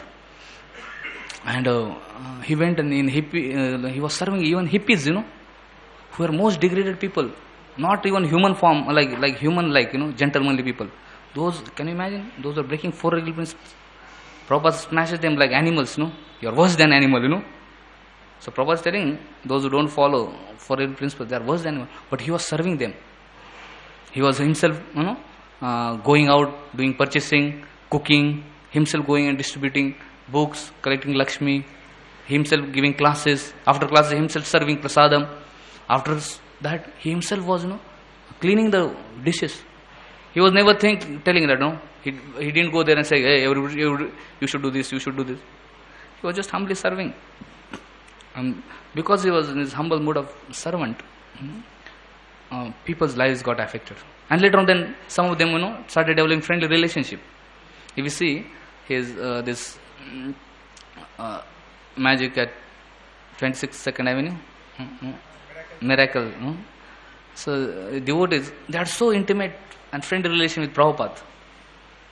Why? Because they wanted to have friendly relation with Prabhupada. Prabhupada also dealt with them in that relation way. But later on, when they wanted to take instruction seriously, they wanted to take initiation, then Prabhupada said, okay, then he told the rules and regulation. When they wanted Prabhupada to be their authority, their spiritual mother, then he accepted them as disciples. So Prabhupada in every way, you see, he was acting as servant or acting as friend or acting as, spiritual master. But in all situations, he is always, bottom line is always the mode of servant. And as servant, whatever is needed, he was taking a role. And similarly, we see Krishna also the same way. In the beginning of Bhagavad Gita, we see the picture of Bhagavad Gita. What is Krishna's role? Krishna is playing a chariot driver, servant. Arjuna is saying, my dear Krishna, take me to the center of army. I want to see who will have come to fight with me. So Krishna is not saying anything. Okay, he is humbly taking tuk tuk tuk tuk tuk tuk tuk, and he exactly bringing the chariot in front of his near and dear ones. And when he sees this near and dear ones, then immediately get shaken up, and his determination to fight goes away, and he starts giving a lot of logic and reason, and he is lamenting, and he doesn't want to fight. So he wanted someone to hear his heart. So Krishna is acting as a friend. Okay, Baba, speak, And he says, I don't want to fight. This is the problem. That is the problem. This is that. And Krishna says, okay, wonderful. Krishna is just smiling, But when Arjuna realizes, these things are not working, by being just friend is not working. I need authority. I need a spiritual master. So immediately he says, my dear Krishna, let us not stop these friendly talks. Let us be a little serious. Karpanya dosha upatsava pushchami tam dharma sammuda yacheshan nishitam bruhitanya shishyastyam shadimam tam prapanna. So now, my dear Lord, I am completely confused. I don't know what is good for me. So now I completely surrender to Lord's feet. I accept you as my spiritual master. I become your disciple. So now please instruct me whatever is good for me. So Arjuna is taking a humble role here. And when Arjuna surrenders, then Krishna is taking a role of Guru and instructing. Krishna is not taking a role of Guru before that. Sometimes we take a role of Guru before people even accepting our role of authority, before they accept us as authority. Before they accept us as authority, if you take a role of authority, it's very difficult. They won't take things seriously. Rather, they will complain against you. Prabhu is very not proper. So we see how Krishna himself is showing by his example how one has to be a humble servant. And whatever roles we are taking, these are all temporary roles. Material world itself is temporary. All roles are also temporary. Whatever there, we do it as service to Guru and Krishna. We should not take these roles very seriously. But we should take opportunity to serve very seriously. In different roles, there is opportunity to serve and please. So we should not take that, we should not give up that.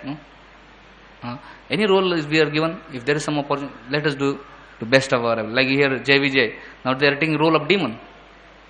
As service to Krishna, okay, wonderful. Service, let me do it. Sometimes people don't want to take a role of manager or some authority, and they feel, I don't want to, because I will get curses of, devotees, I can be nice preacher, or counselor. The authority I don't want, manager I don't.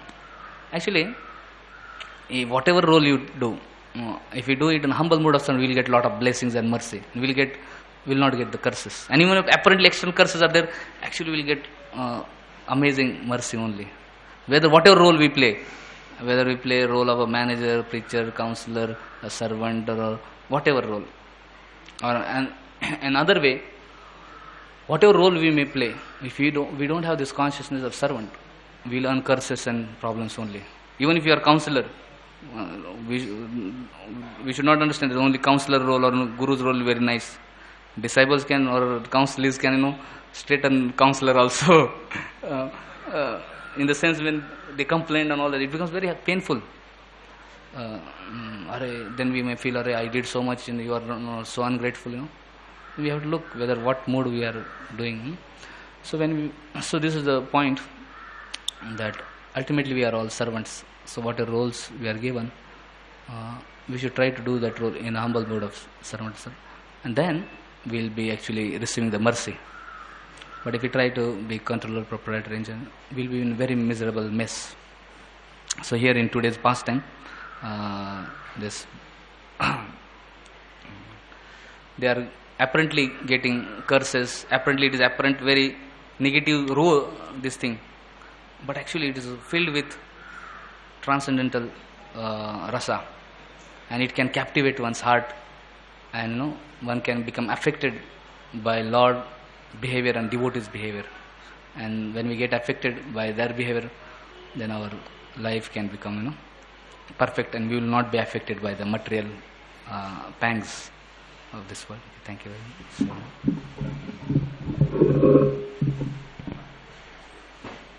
Hare Krishna. Hare Krishna.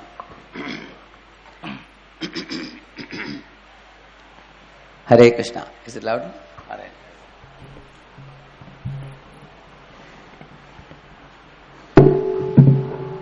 Hare Krishna. Hare Krishna. Is it clear? So, because Acharatna was taking such big responsibility, we can see how wonderful realization Krishna has given, how much grace he has achieved, his life. I will take it ahead from where Acharatna left. He was telling about how wonderful role of servant Krishna takes with his devotees, and whenever needed he takes role of authority. Krishna does two types of dance. One dance on Kaliya's head, another one in the Rasasthali. These are the two extremes. So for those who are breaking his laws and becoming vitiated by false ego, Krishna thoroughly crushes them to powder. Tanaham dvishata kruran samsareshu naradhaman kshipami ajasram ashubhan asurishu eva yonishu asurim yonimapanna mudha janmani mam aprapyaiva kaunteya tato yanti adhamam gatim. This is the extreme lowest position that Krishna can take in relation with a jiva. The meaning of these two verses is Tan aham dushita kruran. Those who are envious of me and other living entities, they are called Nara Adhama, the most fallen. What do I do with them? I cast them into lower and lower species. They become a dog, they become a cat, they become a rat, they become a cockroach, they become amoeba. In this way, lower and lower bodies. And mudha janmani janmani. Birth after birth, they remain mudhas, submerged in darkness, he says. And he says, Tan aham, he says. I personally cast them, he says. Actually, the very same Krishna is so sweet and full of mellows, dancing with gopis. Whatever way gopi is dancing accordingly. Like he said, how he is dancing according to the tune of Yashoda. That is that extreme. And dancing on Kaliya is this extreme. So, to the degree the living entities deviate from Krishna's plan for everyone's welfare, including their own welfare, to that degree Krishna becomes cruel towards the living entities. And it cannot be called cruelty actually. It is another form of mercy. So, the verse that we read today, in essence, the summary of this verse is, don't enrage great souls, like the Brahmanas and Vaishnavas. And somehow if you enraged them, immediately take a humble position with a face like a lotus, with a smile and with folded palms, fall at their feet and beg for their mercy, and beg them to forgive you, and try to immediately nullify their anger towards you. Because their anger, you may probably not see it with eyes. The sharp that Vaishnavas give you or Brahmanas give you will completely dry up your heart. That is the meaning of the verse today. If you read the translation and the purport, he says that Lord Vishnu did not want to see the Brahmanas upset, the Chatushkumaras. Immediately, he spoke in such a way that the Chatushkumaras had tears in their eyes and their hearts softened and they became very friendly. Rather than condemning the doorkeepers of Vaikuntha, they condemned themselves. And that is the way he behaved. Now you know Bhrigu, he came and kicked Lord Vishnu in the chest. Vishnu behaved in a certain way by which Bhrigu, harsh behavior was completely finished. Bhrigu became completely appeased and he had tears welling up in his eyes. So, there are examples in the Shastra where it is again the same point is reiterated several times that one should not enrage great souls. One example comes in Lord Nityananda Prabhu when he saw in Jagannath Puri Shivananda Sen hadn't made proper arrangement for accommodation of devotees and prasadam for devotees, and Shivananda Sen had not yet arrived. His wife was around. So Shivananda Sen asked, where is Nityananda Prabhu asked, where is Shivananda Sen? She said, he has not yet arrived. And before he arrived, all the Vaishnavas arrived already. There was no proper facility made, arrangement made. Nityananda Prabhu became very angry. He cursed that his children die. And when Shivananda Sen arrived slowly, Nityananda Prabhu kicked on his belly. But Shivananda Sen's behavior is very exemplary and fitting in this verse. Shivananda Sen, did not become wild on Nityananda Prabhu. He did not even ask for a clarification. How can you put your foot on my belly and kick me? Or how can you give me such curses? You didn't even ask me any clarification of why I failed in my management or something. Why I couldn't arrange accommodation prasadam.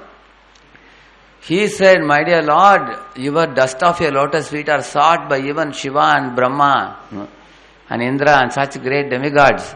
And today, the great fortune has come in my life that the dust has touched my chest and my body. Is there anyone in this world who is more fortunate than me? You kick me more and more like this. Very wonderful.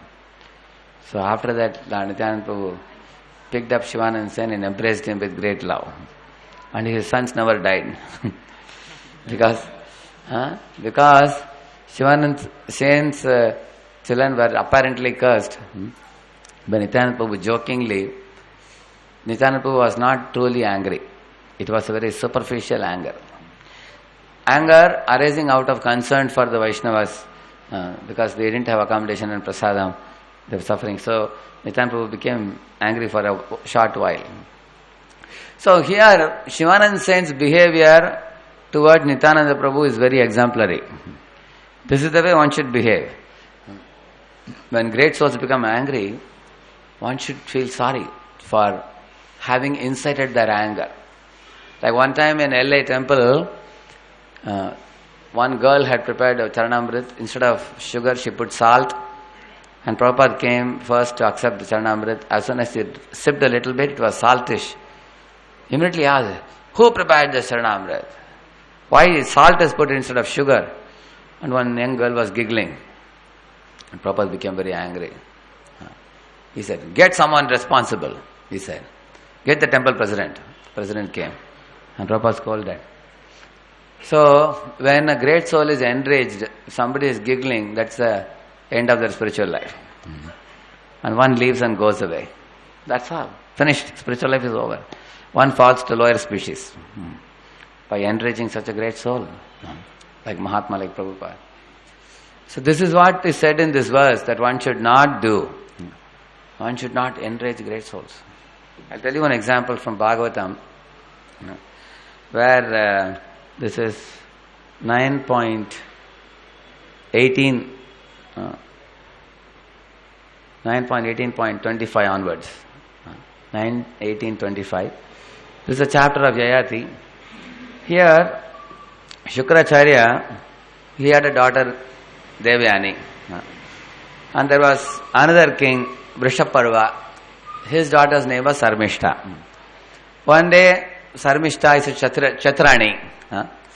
And Shukracharya's daughter, Devyani, is a Brahmani. So they both were taking a bath somewhere in a pond. There was a dry well nearby. So while taking bath, somehow some small tussle came between these two girls, Devyani and Sarmishta. And Devyani glorified the Brahmana Kul. And Sarmishta glorified Kshatriya Kul. And in this way, when they both were praising their own kulam, Sarmishta became angry. And she picked up Devyani and dropped her into the dried big well kind of thing. Maybe somewhat like from here to here. Not very deep, half deep. And then Devyani couldn't come. She was a Brahmani, she was not used to any Kshatriya skills to come out. She tried to climb up, she couldn't, and Sarmishta went away. And on the way, Yayati was passing by, he heard a woman's sound. So then he got off from his horse and went and saw this lady wearing no dress practically on her body because they were taking bath. So then Yayati took off his dress, some towel and everything, and gave her, and she wore it. And he gave his hand to her to pick her out of the well, and she came out. And then Devyani expressed a desire to marry him. And this Yayati saw that she was very beautiful, and she's a Brahmani, and she's desiring to marry him. At the same time, he felt, I am of a lower kul, Kshatriya. This will become a pratiloma. Pratiloma means a lower caste man marrying a higher caste girl. Not appropriate. But still he agreed that, if your father is agreeing to give you in marriage to me, I will marry. So later on, the matter was taken to Shukracharya and he gets married. In the meantime, what happened? Devyani, after she was saved from this well, she went home weeping loudly. She went and told Shukracharya that this Shatrani girl, Sarmishta, how she mistreated me. And she started weeping, sobbing. And seeing her plight, Shukracharya became very affected due to attachment for her, for his daughter. Although he was a Brahmana, learned person, great soul, but still attachment in this world is very deep-rooted. Due to the affection he couldn't tolerate. So then Devyani told her father that, how can you tolerate this? You should go to Vrishaparva, father of Sarmishta, and ask him to fulfill my demands. I have some demands which I am going to make, she said. So this is the setting, context. Yeah. Shukracharya listened to what had happened to Devyani. His mind was very much aggrieved. And then he was condemning the profession of Paurohityam as opposed to Unchavritti. See, Paurohitya means he was a Purohit. Raj Purohit of Rishaparva king. So, what is the problem with Raj Purohit? He accepts a monthly salary from the king. So, he is bound by the rules of the king. And he can't raise his tone against the king. As opposed to Unchavritti. Unchavritti means you go to the market yard, whatever rice, dhanya has fallen on the ground, you pick it up and come. Do some kirtan, take it and come. That is Unchavritti. So he said, I could have been a Unchavritti Brahmana rather than a Purohit of Rishaparva. Now how will I tell him? But still he became angry on the king Rishaparva. He went to him. And then here it is said, King Rishaparva understood that Shukracharya was coming to chastise or curse him. Consequently, before Shukracharya came to his house, Rishaparva went out and fell down in the street at the feet of his guru and satisfied him, checking his wrath, he says. The Sanskrit word is this. Gurum prasadayan murdna padayoho patitaha pati, he says. Gurum prasadayan murdna, he says, which means prasadayan means to satisfy. Yasya prasadat bhagavat prasada, we say. Gurum prasadayan murdna. By putting his head, touching his forehead on the ground, Shukracharya was coming at a distance. Now only he fell on the ground before he reached him. With his folded palms, Guruji, I can't even look at your face. I am so ashamed. My daughter has done a blunder. I beg you, please look upon me with a favorable attitude. Please give up your anger. And whatever you say, I will do. I am here to please you. You punish us in whatever way, but please don't curse us. Like that. That's the attitude with which he fell. Gurum prasadiyan murdana padayoho patitaha pati. On the pathway, although he was the king, so many passers-by would have watched him falling on the ground. He never cared for any image, self-image or something. Patitaha pati. He fell on the ground. In this way he appeased him. The powerful Shukracharya was angry for a few moments, but upon being satisfied, he said to Rishaparva. Generally when one becomes angry, you will see lips will be quivering, eyes will become bloodshot, and likely that the hands and body may be a little trembling, and then one is about to release a curse. But when somebody is taking such a humble role, you feel some sympathy. Due to sympathy, Shukracharya was forced to control his anger. So, of course he controlled his anger, but the anger didn't get him fully controlled. It took some time. Just like a goods train, you put a sudden brake. What happens? If you put a brake here, it stops there. Similarly, anger also is difficult to immediately curb. But because of his humility, he felt sympathy for him. This teaches us a very good lesson. If any Vaishnava is angry with you, immediately fall on the ground. Put your forehead touching the bhumi. And you may be right also, and that person may be wrong also, but still, nobody who becomes humble is considered not right. Anytime, because later on you may even explain to him how you are right, he was wrong later on. But in the beginning, to appease the anger, it is better to humble oneself, to save oneself from the wrath of another devotee. You see, that's what he did. And he said, my dear king, Shukracharya is saying, my dear king, kindly fulfill the desire of Devayani. Kamo asyaha kriyatam rajan nayanam tyaktu mihotsahe. He is saying, and in this world I cannot give her up or neglect her. Like that Shukracharya is saying. Basically he is saying, my dear son, I am a married man and I have a daughter and she is so much crying, I feel pained in my heart.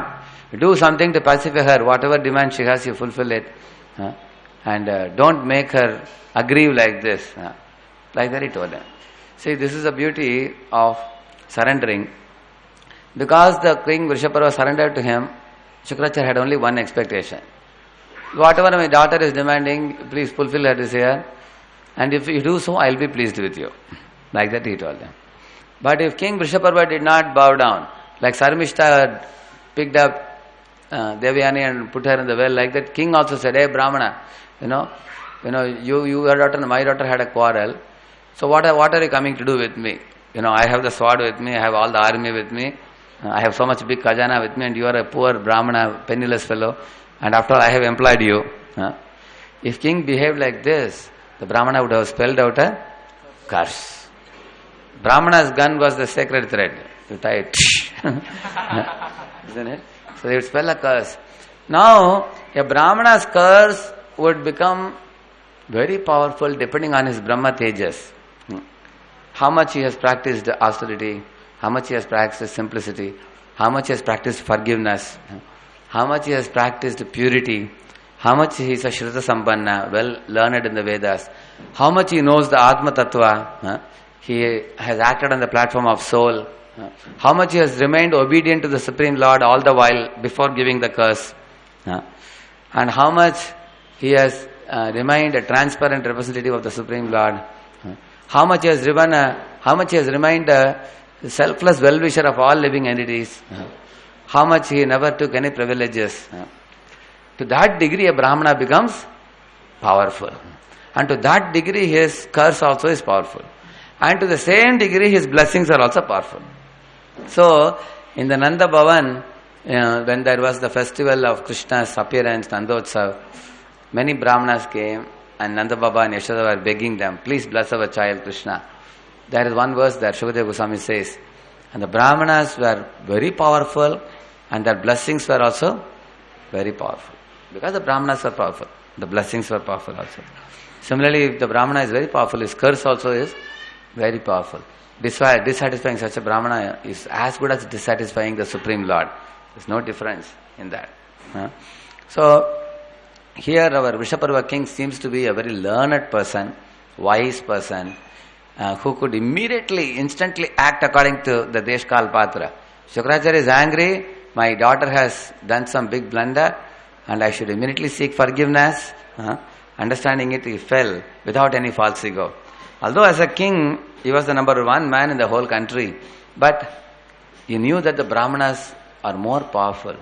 Brahma Tejas is more powerful than Kshatriya Tejas. Kshatriya Tejas is like a lion in the jungle.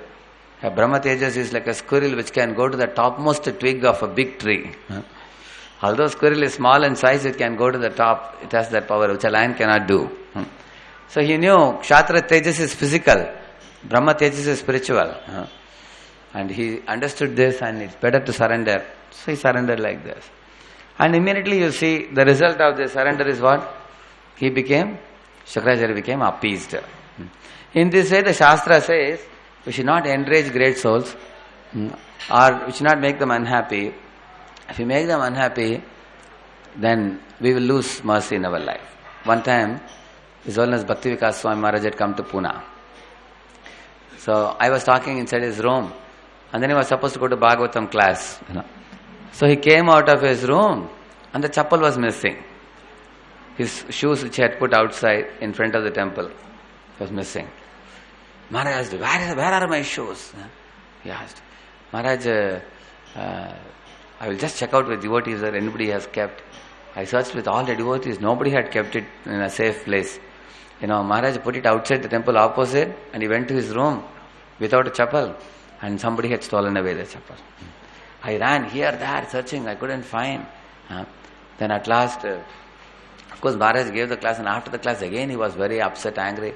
He went to his room, I ran to his room and fell at his feet and sought forgiveness and said, Maharaj, I will immediately take you in a car to some shop where I can get sandals for you, shoes for you, whatever you like. He said, you don't understand, Radhesham, my chappals are very specially tailor-made. My feet are little big. You won't get chappal of this size anywhere. You have to make it. They will have to make it for this. Then I immediately went, I ran and went and brought a canvas and I put a canvas below his feet and immediately I marked it with a pen and said, Maharaj, is this size good enough? Chappal should be some 1 inch, 2 inches should be more or whatever. I marked it. And I said, Maharaj, immediately I will arrange it before you leave Pune. The next day he was leaving Pune. But we went to a shop and we gave a big money, triple the money, quantity of money we gave him and told him, make it as a first priority now. And then bought it and gave it to him and then he put it and he was very happy. He said, you have brought a chappal very similar to what I was wearing. Thank you very much, he said. So one devotee was asking me, why I took so much tension. He said, Prabhuji, sabka chappal chori hota hai. Why you are running here and there, I said, you don't know. Then I showed the devotee this section. Sarmishta and her father Rishaparva. I showed him this section and told, Prabhu, you don't know.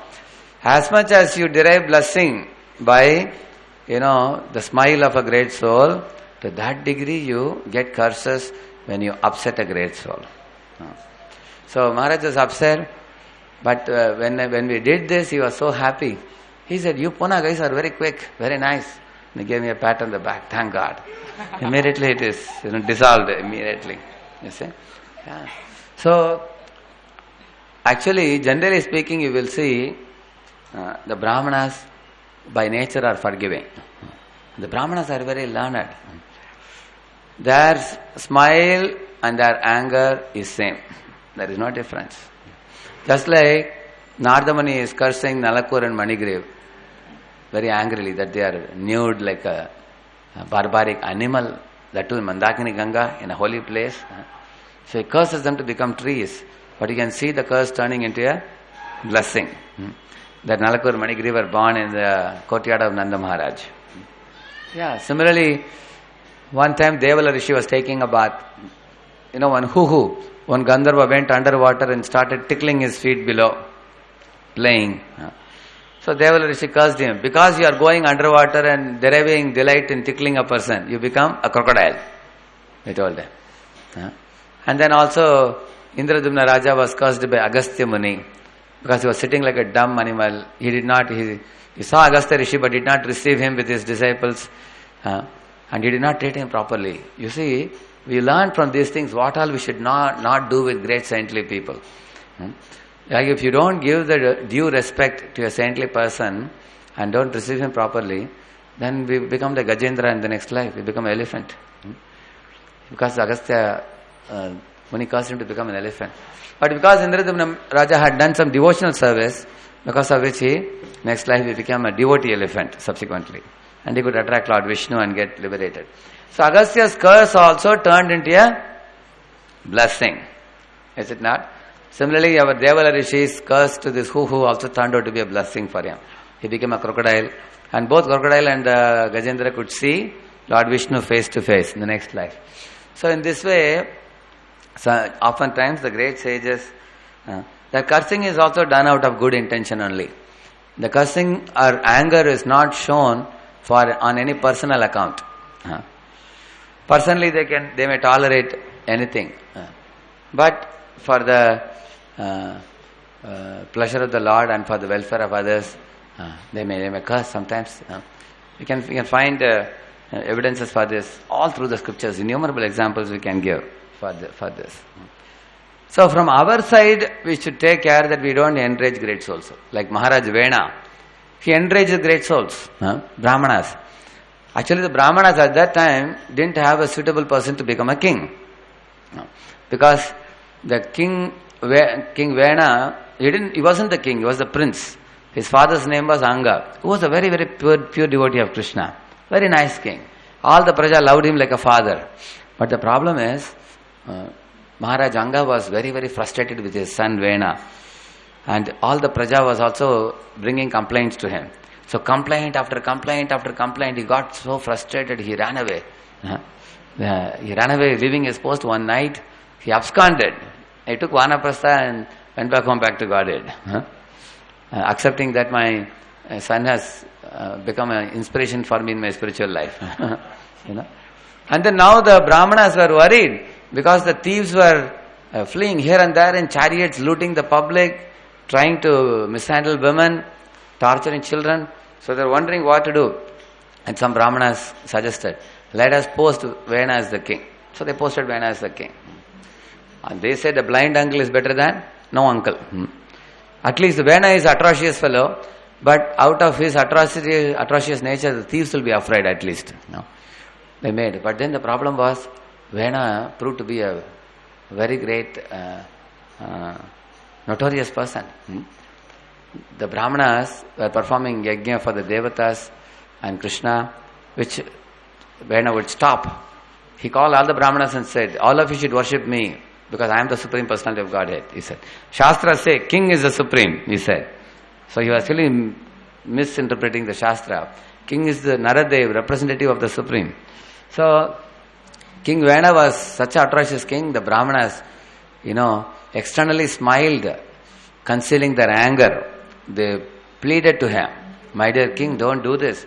You and all your prajas should go to heaven or spiritual world by doing punya activities. But he didn't take the advice at all. Then when the Brahmanas became dissatisfied, their dissatisfaction killed the king on the spot. All the Brahmanas said, like that they said. One killed him. That's all. You can imagine how powerful is that Yeah. You will see also, there have been brahmacharis in the ashram, they also got of the authorities. And they are out now. Yeah. I remember there was a brahmachari who was dissatisfying all the seniors and authorities. They would tell him, Prabhu, do this service. He would say, no, I won't do. He will tell the president. Then he will say, okay, I will do. He was like that. Then he eloped with the girl and ran away. You will see.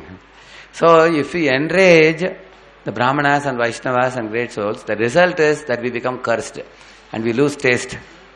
And then the result is that we fall down in the spiritual life. That is the result. That is what is being said here. So, when a great soul becomes angry with us, what we should do? We should keep our face like a lotus. Like a lotus is fully blossomed. And we should smile also. And we should not be upset. Rather, we should be willing to love and serve them. That is the right behavior. Generally speaking, when somebody becomes angry or upset with us, then we also become angry and upset and we retaliate.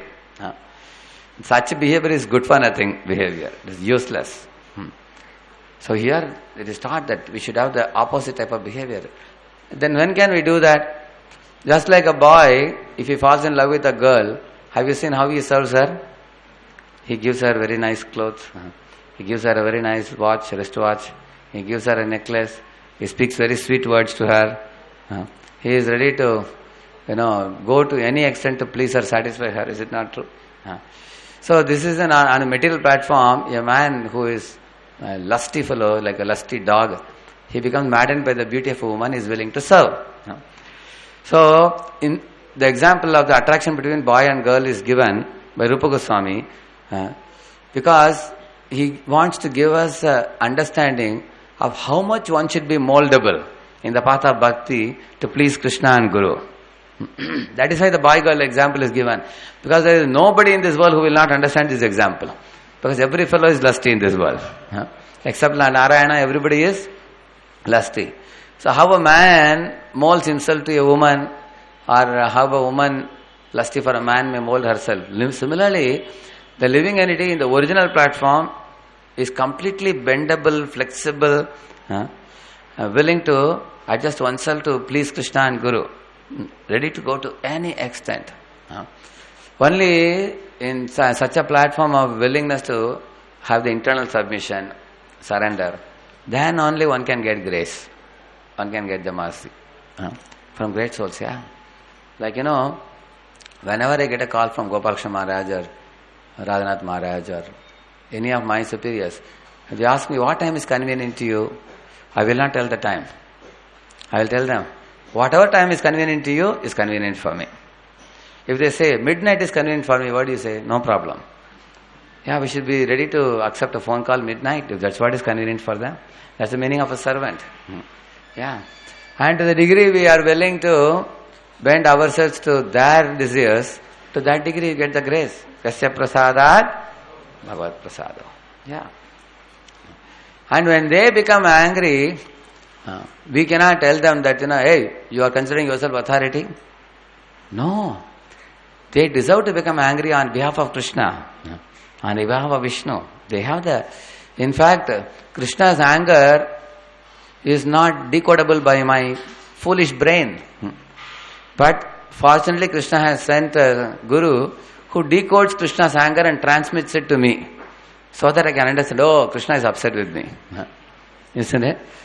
My brain is so dull, I am so dull-headed that I cannot understand Krishna is upset with me, even though millions of lifetimes I have been rotting in the material world. But when my superior becomes angry, it is a direct because they are having zero resistance while dealing with Krishna. So they completely transmit whatever Krishna wants to give. Krishna is happy, they smile. Krishna is angry, they become angry. That's it. Very simple. So they are practical transmitters of Krishna's emotions to us. So when they transmit it, we should take it as it is, as such. And we should try to adjust and saturate the situation immediately. You see, when Chitraketu was cursed by Parvati, he accepted the curse and he came down from his aeroplane and offered obeisances and he accepted the curse. Subsequently, you will see that. When she became angry.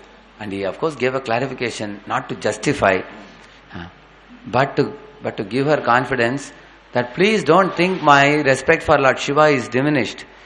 Please don't think in any way I am thinking Shiva has become lowered because of keeping you by his side while speaking the lecture on Vairagya. I respected him before, and while I joked with him, I continue to respect him, and now also I am respecting him. I accept that he is a Parama Vaishnava, Vaishnavanam Yatashampu. And I am also ready to accept your curse. You have given me a curse, that also I will accept. But I do accept that Shiva is a great soul. And I did not ridicule him, nor I would ever dare to ridicule such a great soul like him. That he wanted to clarify. This is ideal behavior. How when someone has become upset with us, then how should one act when Lord becomes upset, or his pure devotees become upset, then how should one act? That is explained in this verse. In fact, Lord Vishnu is teaching to the two doorkeepers how they should have behaved with the Chatushkumaras. Like, Chatushkumar has become angry, the doorkeepers should have fallen at their feet, clasped their feet, and begged for their mercy, and said, please forgive us. Somehow or other we did something wrong. We are sorry, please forgive us. That was ideal behavior. In order to teach them the behavior, Vishnu is behaving like this. And then they are looking at Vishnu, oh, this is the way Lord is behaving. Then they also became very humble towards the Kumaras. They behaved like this. Because you will find in the meeting with Prithu Maharaj, meeting the four Kumaras, also you find. See there, Prithu Maharaj is telling them,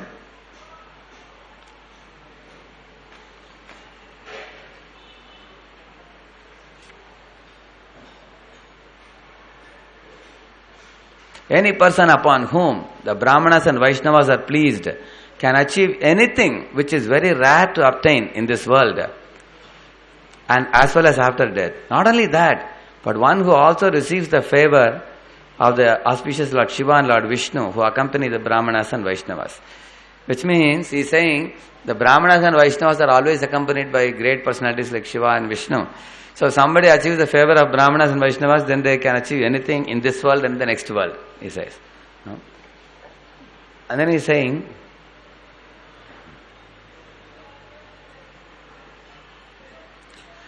although you are traveling in all planetary systems, people cannot know you just as they cannot know the super soul. Although he is within everyone's heart as a witness of everything. Even Lord Brahma and Lord Shiva cannot understand the super soul. A person who is not very rich, now you see, a person who is not very rich and is attached to family life becomes highly glorified when saintly persons are present in his home, he is saying. The master and servants who are engaged in offering the exalted Brahmana visitors water, a sitting place and paraphernalia for reception are glorified. And the home itself is also glorified. The verse number is 4:22:10. That I have given a title here, glorified poor Grihamedi. Somebody may be a Grihamedi, but he becomes glorified when saintly people visit his house, he says. And then he is saying in the next verse, a cursed rich Grihamedi. On the contrary, even though full of all opulence and material prosperity, any householder's house where the devotees of the Lord are never allowed to come in, and where there is no water for washing their feet, is to be considered a tree in which all venomous serpents live, he is saying. So in this way, he is welcoming the Brahmanas and then towards the end he is telling the Brahmanas, my dear Brahmanas, you have carried out the order thoroughly because you are also compassionate as the Lord. It is my duty therefore to offer you something. But all I possess are but remnants of food taken by great saintly persons. What shall I give? So Prithu Maharaj is telling Chatushkumaras, who am I to give you charity? because I don't have any charity to give. Why? Because in the next verse he is going to say, all the wealth of this material universe belongs to Brahmanas only, and not to Kshatriyas, Vaishyas, Shudras, he says. And the Kshatriyas, Vaishyas, Shudras can borrow from the Brahmanas and use whenever they want something. Like that he is telling in the next verse. Why? Because the Brahmanas are transparent representatives of the Supreme Lord, and they never exploit the Lord's nature. They take it and use it in Lord's service. And the others like Kshatriyas, Vaishyas, Shudras, they are allowed to take it and use from the Brahmanas. Like that he will say in the next verse. Therefore, my dear Brahmanas, my life, my wife, my children, home, furniture, household paraphernalia, my kingdom, strength, land, and especially my treasury are all offered unto you, he is saying. Since only a person who is completely educated according to the principles of Vedic knowledge deserves to be commander-in-chief, ruler of the state, the first to chastise and the proprietor of the whole planet, Prithu Maharaj offered everything to the Kumaras, as it says.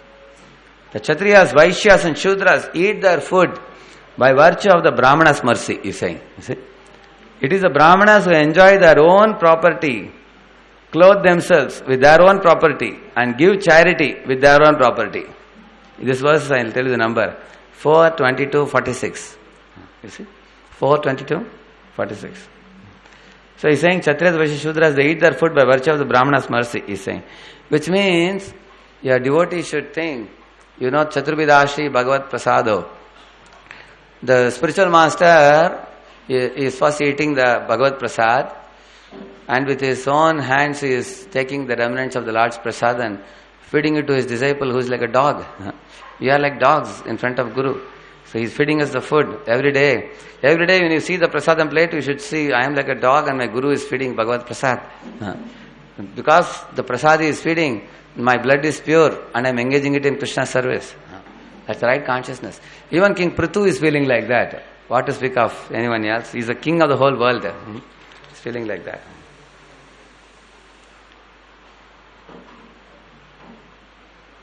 How can such persons who have rendered unlimited service by explaining the path of self-realization in relation to the Supreme Lord, and whose explanations are given for our enlightenment with complete conviction and Vedic evidence, be repaid except by folded palms containing water for their satisfaction?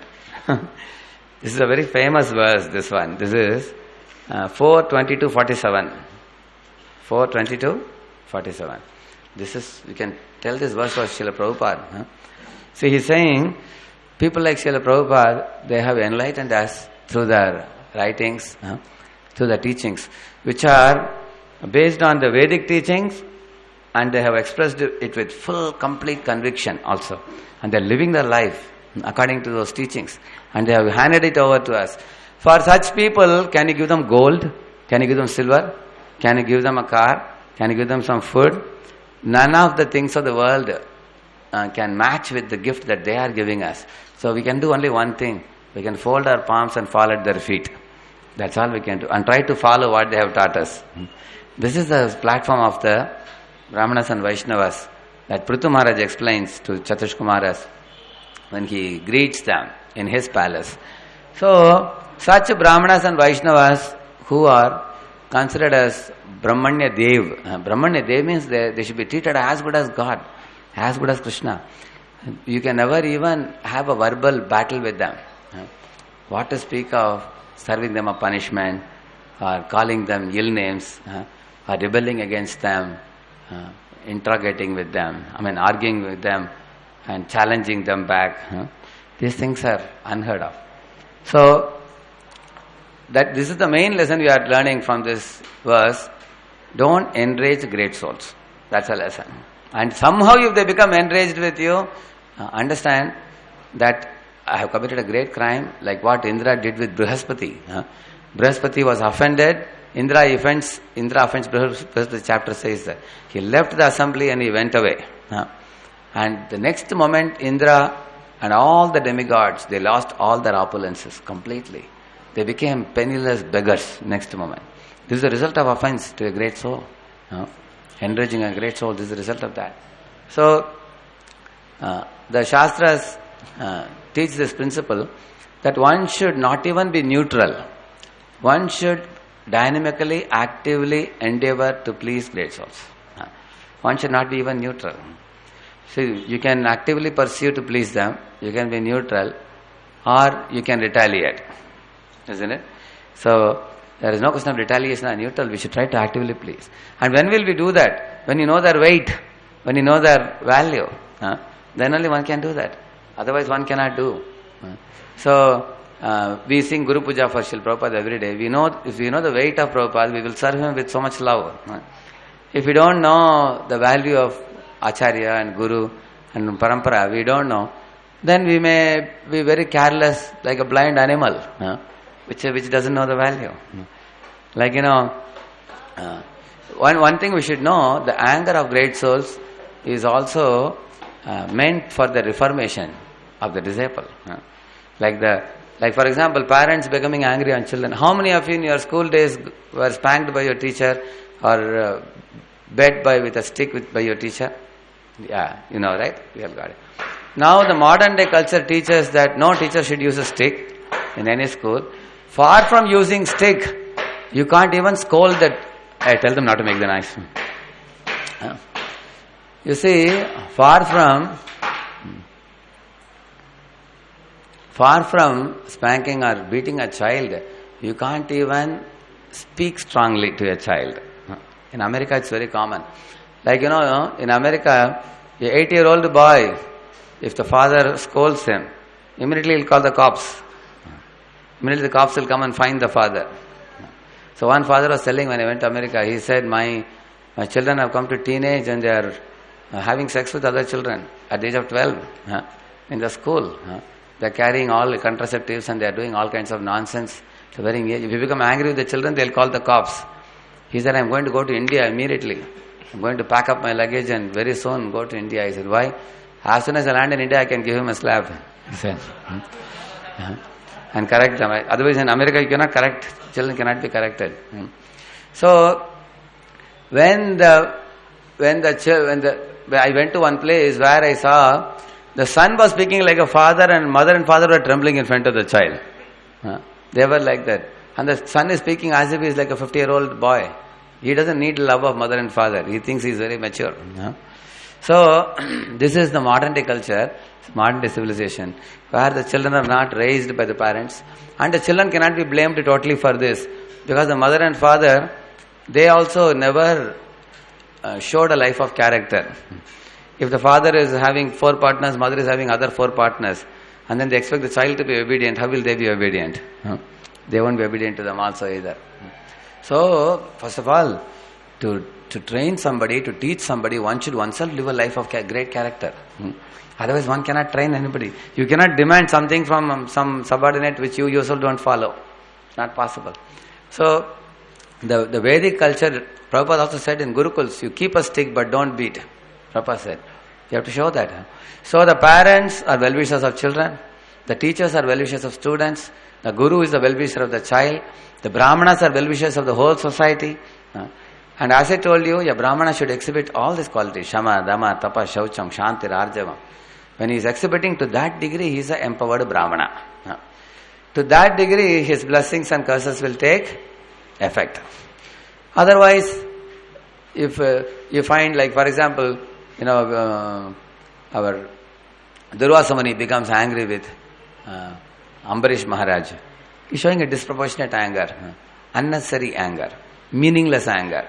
It is not meant for rectifying a disciple. Was there such a great fault in Ambarish that he needed to be rectified? He just drank some little water for breaking the Dwadashi, Ekadashi fast. So, because Durvasa Muni was wrong in his expression of anger, Lord Vishnu arranged to send the Sudarshan Chakra, which chased after him from pillar to post. At last he had to fall at the feet of Ambarish, we find. Similarly, Prabhupada talks about the anger of Shringi. Shringi becoming angry and Parikshit. Yes, Parikshit did commit a mistake by putting a snake around the neck of Samik Rishi. But the equivalent punishment that he deserves is not death punishment. That was a disproportionately magnified punishment, making a mole into a mountain. It's a huge punishment, very severe punishment. So sometimes we find that the parents, they threaten the children so much for the studies. Like one boy was admitted in this Dinanath Mangeshkar hospital. He was in 8th floor. His mother told him, if you get a year down in second year engineering, I will kill you, like that she said. So he was very, very fearful. He was so fearful that he became sick, because within a week results were coming, exam results. So by the time he had already become sick, so he went to the hospital. He was in 8th floor, and the results came. He got a year down. He failed in 4 papers, and his mother was calling on mobile. He was seeing, tick, tick, tick, tick, tick. His hand was trembling, seeing the mobile. So in the mobile, of course there was no picture in the mobile, but he saw the picture of his mother. I will kill you, like that he saw. You know? Yeah. So the result was he jumped off from the 8th-story building. Yeah. To commit suicide, he jumped off. So this is another extreme example of disproportionate anger, isn't it? Yeah. So that was the kind of anger Durvasa Muni showed on Ambarish Maharaj, or Shringi showed on Samik Rishi. Again, that kind of anger, you see, many parents lose their children in committing suicide. Nowadays, many IITians, NITians, and many boys abroad are committing suicide because of overload of studies, because of too much high expectation of parents. Like when I went to South India, I told my sister's boy, he gets first rank in the class. Once in a while, he gets a second rank. So you used to tell him, how can you get second rank? I told her, imagine if every mother wants a first rank in the class, what will happen to children? Can you imagine? Then children will be finished. So I told her that we can give them a good education. And if you want, give them tuition. Supply them best of the books, best of the facilities. And give them sadupadesh also. Don't do wrong. But after that, everyone has to act according to their own discretion. And they have to reap the sukha and dukkha accordingly. How many times have we experienced in this world, even after giving sadupadesh, people do wrong? Correct? Is that not true? Is it that if you give sadupadesh and people never do wrong after that? So as a parent, we have our duty. Like, every leader, their duty is to train and educate their subordinates. Whether you are a guru, whether you are mother and father, whether you are a counselor, whether you are a teacher, whether you are senior for somebody, it's our duty. We should do that. But if the subordinates don't follow, then you mete out the punishment for them very coolly. Like my spiritual master told me once, when somebody doesn't follow what you teach and they are going in the wrong path, you mete out a punishment for them with a cool head, he said. You don't have to become very angry with them. Why to become angry? You tell them, here is a punishment, take it and go. That's all. You follow this, you are inside. If you don't follow this, you are out. That's all. So, the disproportionate anger shown by Shringi or Durvasa Muni is not appreciated. In fact, it is verily condemned in the scriptures. So, this goes to show an interesting thing. Sometimes a Brahmana becomes selfishly oriented and he curses somebody for a selfish purpose on his own account, like Durvasa Muni, for example. That is never glorified in scriptures at all. See, Prithu Maharaj becomes angry on earth. Parikshit Maharaj becomes angry on Kali. This is glorified. You will see that because they didn't become angry on their own account. They became angry for the welfare of all the world. Prithu Maharaj became angry on earth. The result was what? Earth started giving out all the necessities of all the living beings. You see? And Parikshit Maharaj became angry on Kali. The result was he expanded the Sankirtan movement and protected all the praja at the appropriate time. So the consequence of anger should be welfare for all and benefit for the individual also. Narada Muni becoming angry on Nalakur Manigiri. What happened? They got darshan of Krishna and Leela of Krishna. That's the end result of the anger. So this is actually the positive use of anger that they show. So the Brahmana's anger is generally expected to be like that. The Brahmanas don't become enraged just because you didn't give me prasad, I am enraged with you. On personal account, they don't become enraged. They just tolerate personal things. On the other hand, we should exceed their expectations while serving them. Like recently, Ganganarayan Prabhu came to Pune. I went to his room. Poor fellow, morning is just sitting with one khichdi in a bowl in his room. I asked Prabhuji, what are you eating this? He said, yes, whatever they give me, I eat, Prabhuji, he was telling. I said, Prabhu, tell me, do you eat 2 times or 3 times? I asked. He said, generally we eat 2 times, he was telling. But in case you give 3 times also we can eat. Whatever you all want me to do, I will do it. I am here to please you, he said. I said, Prabhuji, this philosophy is very wonderful. This is Vaishnava philosophy, I know it. But because the health, everybody has a health concern and all, if you eat 2 times, we will provide you 2 times, morning and evening, I said.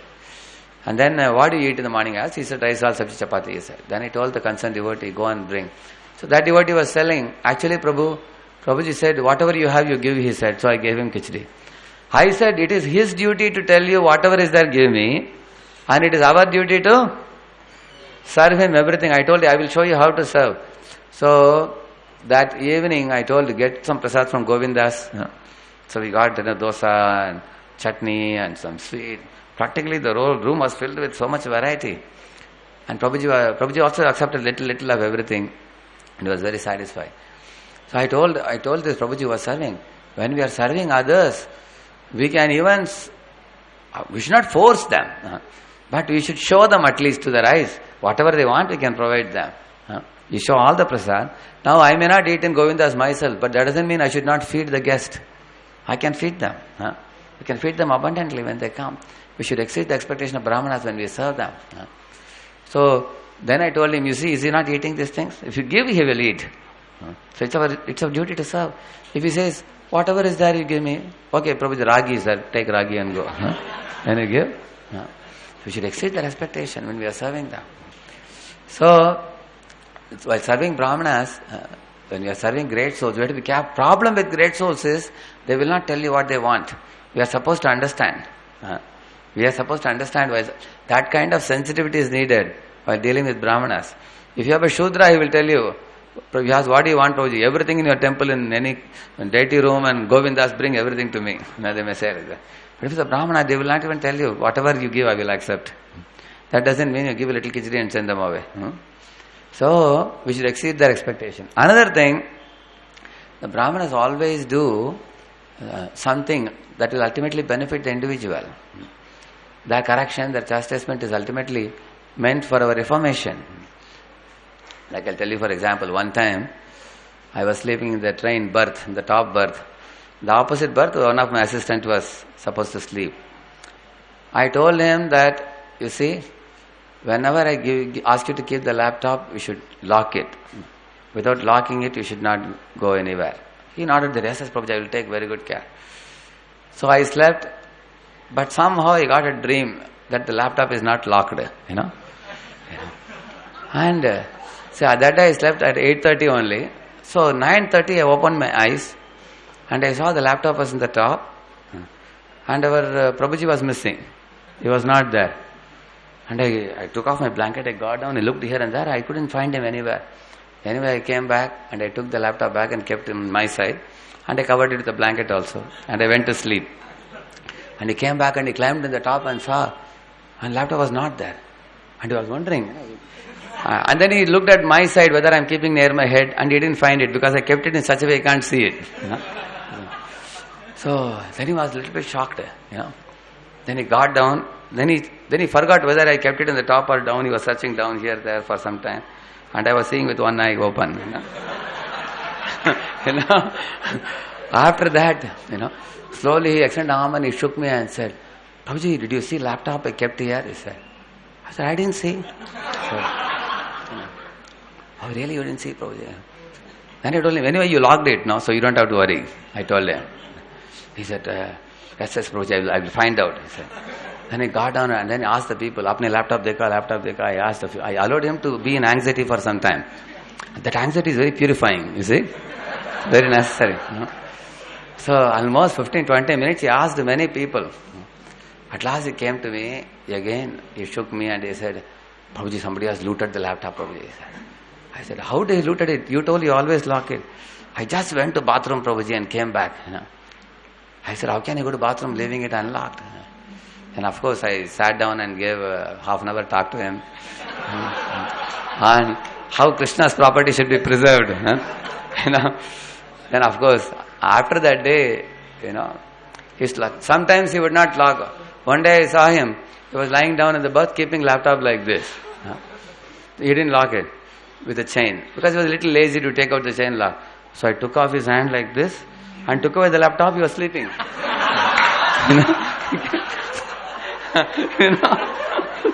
So next day morning again, scolded him.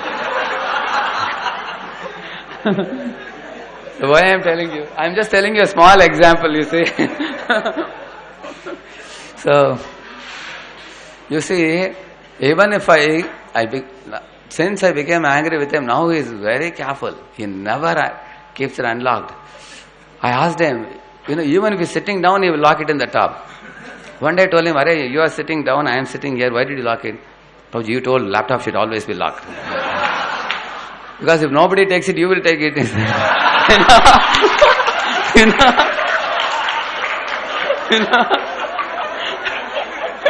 So, it's very late now. Ganatra Srimad Bhagavatam ki, Srila Prabhupada ki, Gaur Bhakta Vrinda ki. So